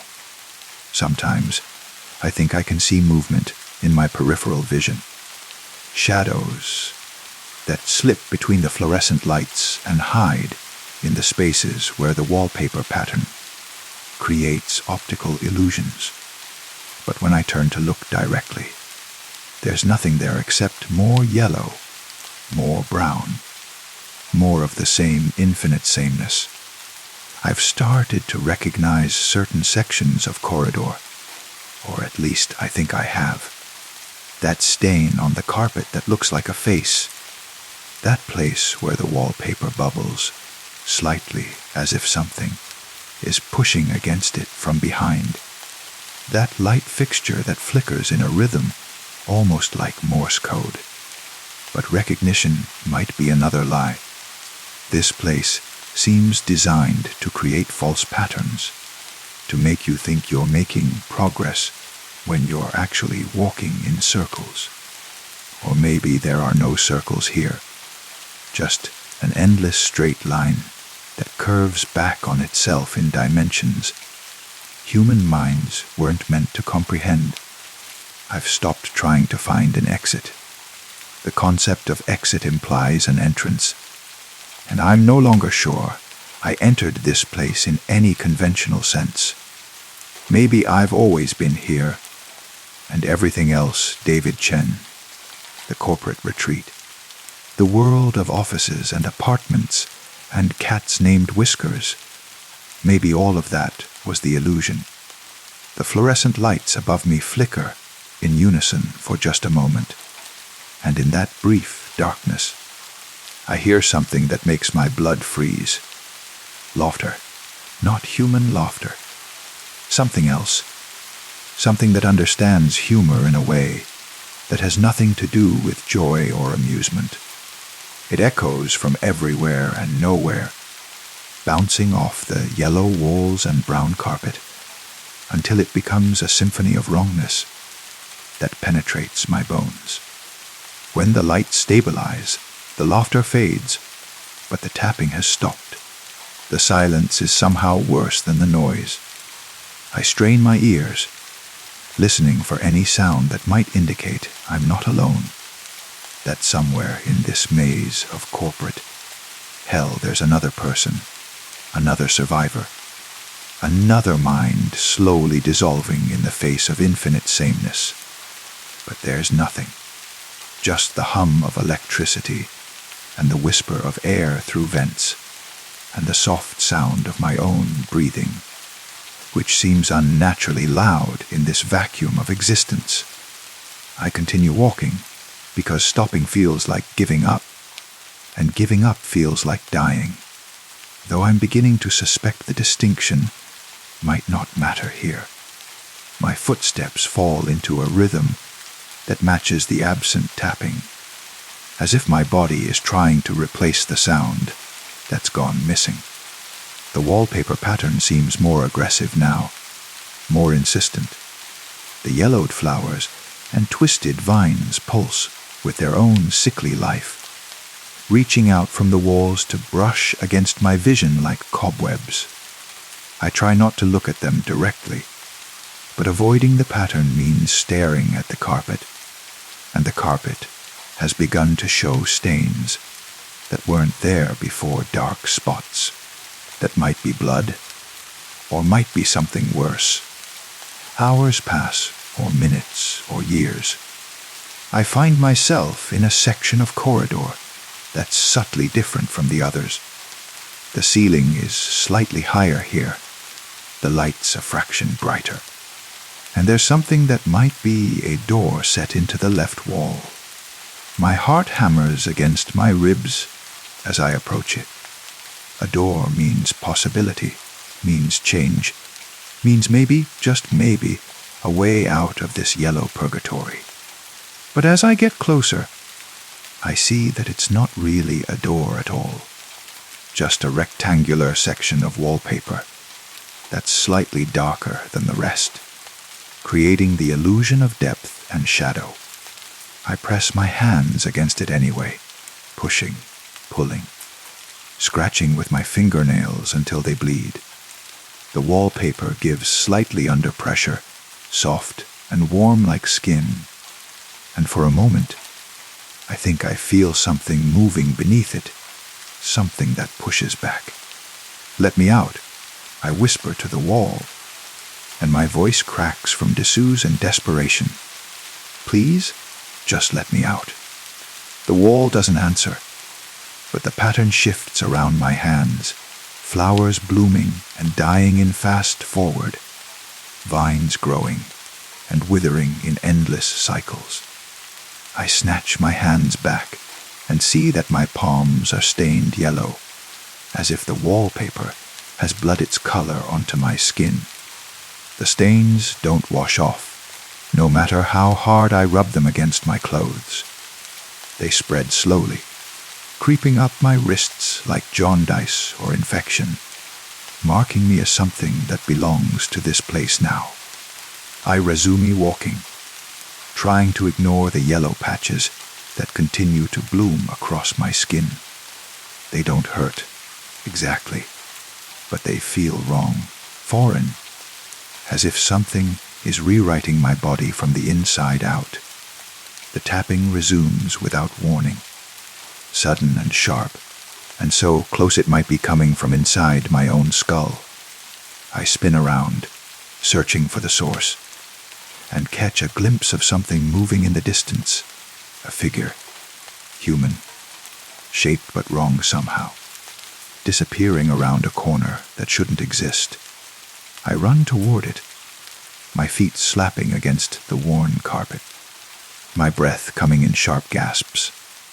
Around the corner, down another identical corridor, following a shadow that might be hope, or might be madness.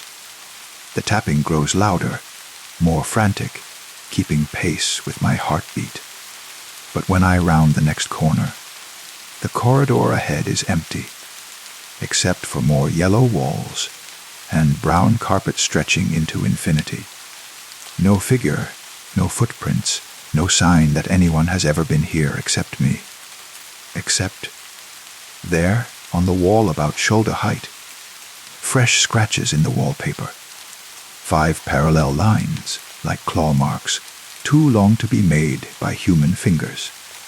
I approach them slowly, my skin prickling with the certainty that I'm not alone after all. The scratches are deep, revealing the dark substrate beneath the yellow surface, and they're still bleeding a thin, colorless fluid that might be sap or might be something else entirely. "Who's there?" I call out, and my voice echoes strangely, taking longer to return than it should in a space this size. "I know someone's here. I can hear you." The response comes not as words, but as a change in the air pressure, a subtle shift that makes my ears pop and my vision blur. The fluorescent lights dim to almost nothing, then surge back to painful brightness, and in the momentary darkness between, I see them, shapes moving through the walls themselves, flowing through the yellow pattern like fish through water. Human-shaped but elongated, stretched thin by whatever process allows them to exist within the wallpaper's two-dimensional space. Their faces are smears of features, eyes and mouths that slide across their heads like melting wax. They're everywhere, I realize, in every wall, every surface, moving through the pattern like blood through veins. Some of them wear familiar clothes, business suits, casual wear, the remnants of lives lived in the world I came from. Others are naked, their skin the same sickly yellow as the wallpaper, as if they've been here so long they've forgotten they were ever anything else. And they're all looking at me. "Welcome," one of them says, its voice coming from inside the wall beside my head. The mouth moves wrong, opening wider than any human mouth should, revealing darkness that goes deeper than throat or stomach. "Welcome to the place between places the space that exists in the margins of reality. What are you, I whisper, though I think I already know. We are what you're becoming. Another voice answers from a different wall. What everyone becomes who stays too long in the spaces that shouldn't exist. We are the lost ones, the wanderers, the people who stepped through doors that weren't really there and found themselves here instead. I back away from the walls, but there's nowhere to go that isn't surrounded by them, by their sliding faces and reaching hands that press against the wallpaper like prisoners trying to escape. How long have you been here, I ask. Laughter ripples through the walls, dozens of voices joining in harmony that sounds like breaking glass. Time is just another pattern here, they say. We arrived yesterday. We arrived centuries ago. We arrived before time began and after it ends. Duration is just another illusion, like distance, like the belief that you're still separate from us. I look down at my hands and see that the yellow stains have spread to my elbows now, creeping up my arms like a slow motion infection. My reflection in a puddle of condensation shows yellow patches blooming across my face, my neck, transforming my skin into something that matches the walls around me. Don't fight it. The voices whisper from every direction. Fighting only makes it hurt more. Accept what you're becoming, and the transition will be easier. But I do fight it. I run, sprinting down corridors that branch and merge and split again, trying to outrun the change that's overtaking my body. Behind me, the walls pulse with movement, the trapped figures keeping pace, following my progress with eyes that reflect the fluorescent light like pools of oil. The yellow spreads faster now that I'm moving, as if the exertion is accelerating the process. I can feel it in my organs, my bones. My thoughts, a slow dissolution of everything that makes me David Chen, and a gradual replacement with something that belongs to this place. I stumble, fall, crawl across carpet that feels warm and organic beneath my hands. When I look up, I'm in a room I haven't seen before, circular instead of rectangular, with walls that curve up to meet a ceiling covered in the same fluorescent lights. In the center of the room is a desk, an ordinary office desk with a computer, a telephone, a coffee mug that still steams with something that might be coffee. Behind the desk sits a chair, and in the chair sits a figure that looks almost human. Almost. David Chen, the figure says, and its voice sounds like mine, but processed through water, distorted and strange. You're late for the meeting. I try to speak, but find that words have become foreign things, concepts I understand, but can no longer use. The yellow has reached my throat now, changing the shape of my vocal cords, turning my voice into something that belongs to the walls. Don't worry, the figure continues, standing up from behind the desk. As it moves, I see that it's not sitting on a chair, but growing from one, its lower body merged seamlessly with the furniture. Everyone's late eventually. Everyone finds their way here when they're ready to stop pretending that the real world makes any more sense than this one. It gestures to another chair, one that wasn't there a moment ago. Please sit. We have so much to discuss. I want to refuse, want to run, want to scream. But my body moves without my permission, settling into the chair that feels warm and alive beneath me. I can feel it beginning to merge with my skin, pulling me down into its substance, making me part of the furniture, part of the room, part of the endless yellow maze. The retreat is going well.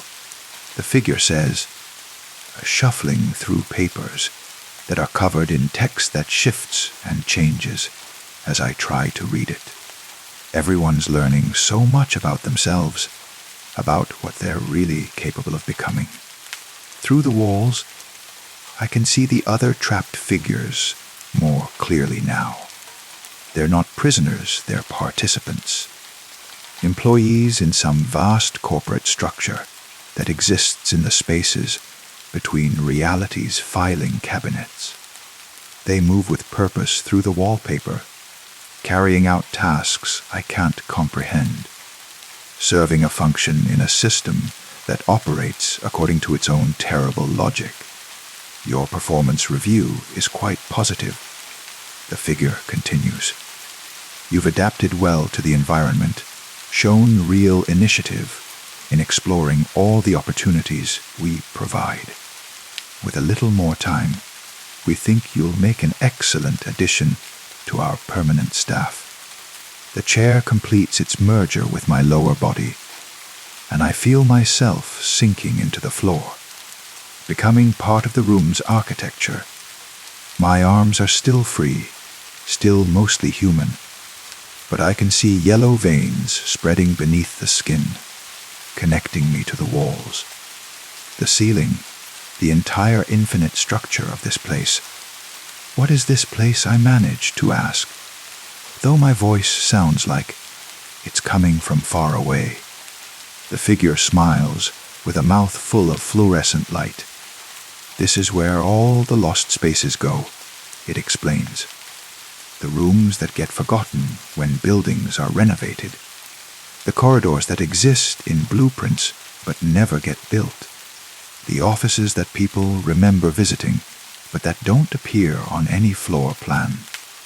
We collect them all here, keep them safe, give them purpose. It leans forward, and I can see that its eyes are windows into rooms I've never seen. Spaces that branch off from this one in impossible directions. And everyone who gets lost in these spaces becomes part of the collection too. You're not trapped, David. You're preserved. You're being saved from a world that was forgetting you anyway. The truth of that statement hits me harder than any physical blow. How long had I been invisible at Morrison? And Associates, how many meetings had I attended where no one asked my opinion?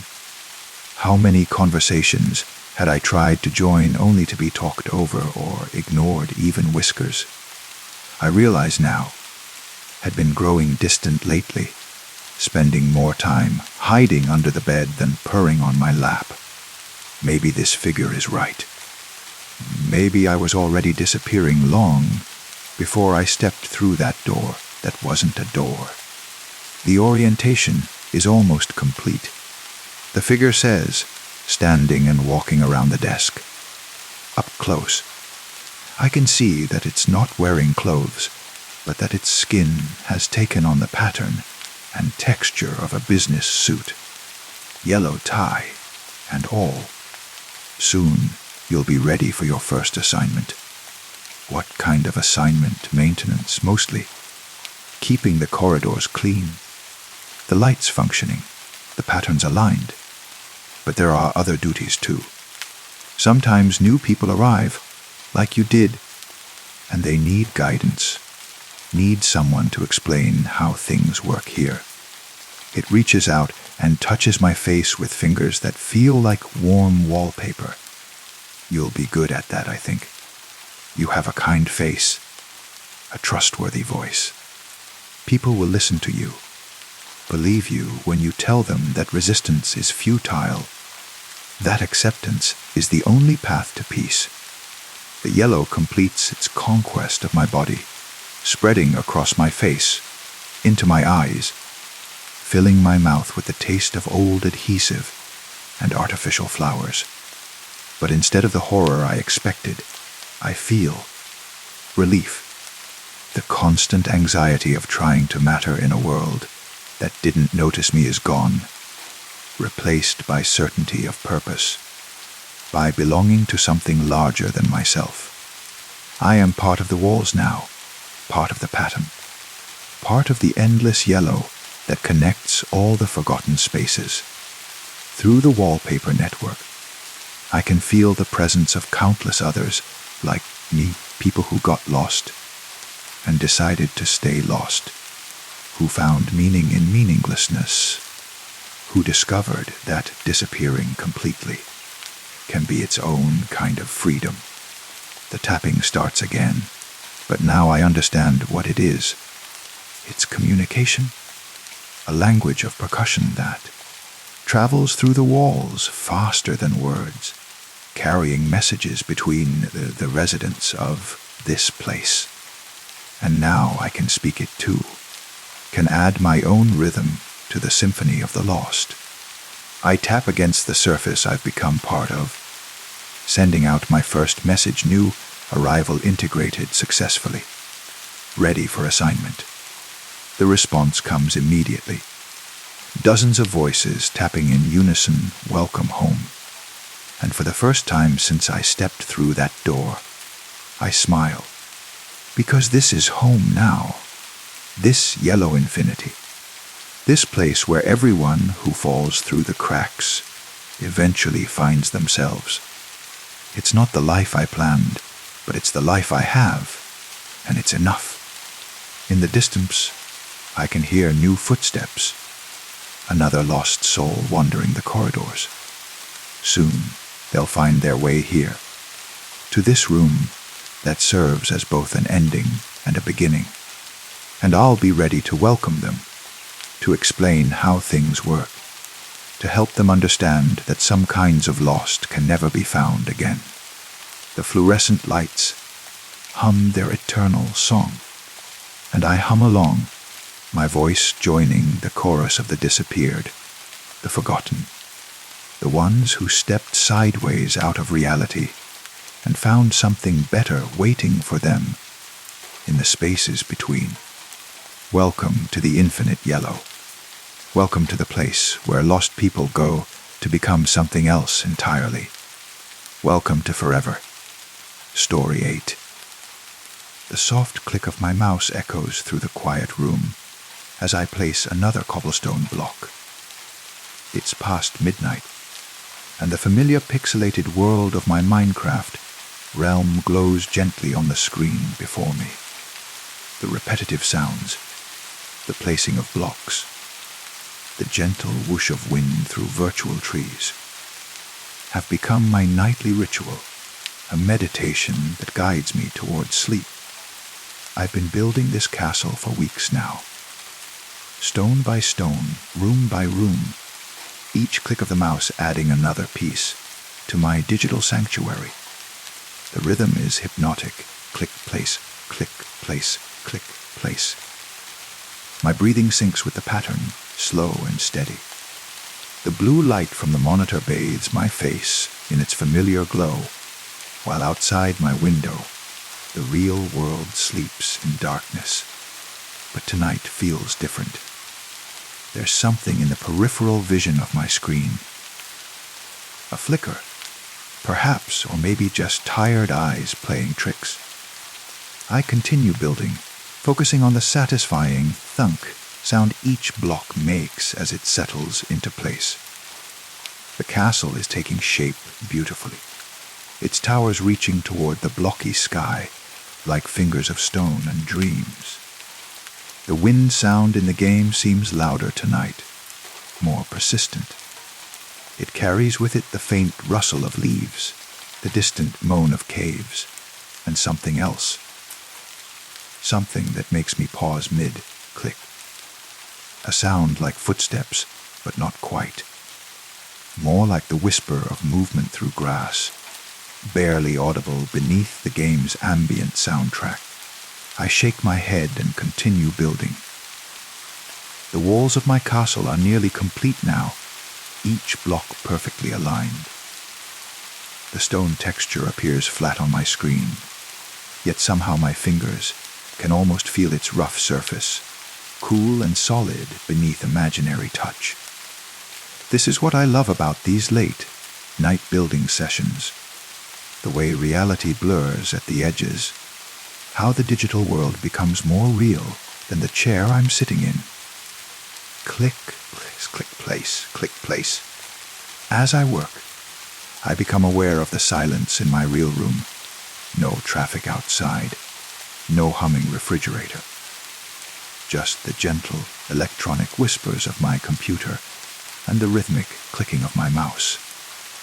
Even my own heartbeat seems to have synchronized with the game's tempo, a steady pulse that matches the placement of each block.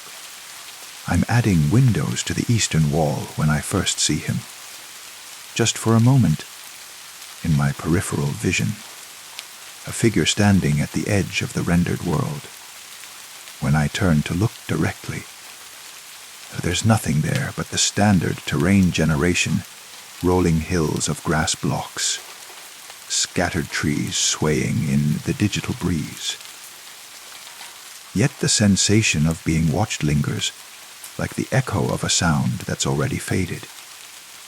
My mouse hand trembles slightly as I continue building. Click, place, click, placey. The rhythm falters, becomes uneven. I force myself to focus on the window I'm constructing, carefully placing glass blocks in perfect squares. The transparency of the glass creates interesting light patterns, casting shadows that dance across the stone walls in ways that seem almost too realistic for such simple graphics. The footstep sounds return, clearer now. Not the heavy thud out of my own character walking, but something softer, more deliberate, like someone trying not to be heard, moving carefully across the virtual landscape. I pause my building and listen, holding my breath in the darkened room. A step, step, step. The sounds are coming from behind my castle, from the forest area I haven't fully explored. I turn my character around, the movement smooth and familiar, and peer through the trees. The shadowy spaces between the blocky trunks seem deeper tonight, more mysterious.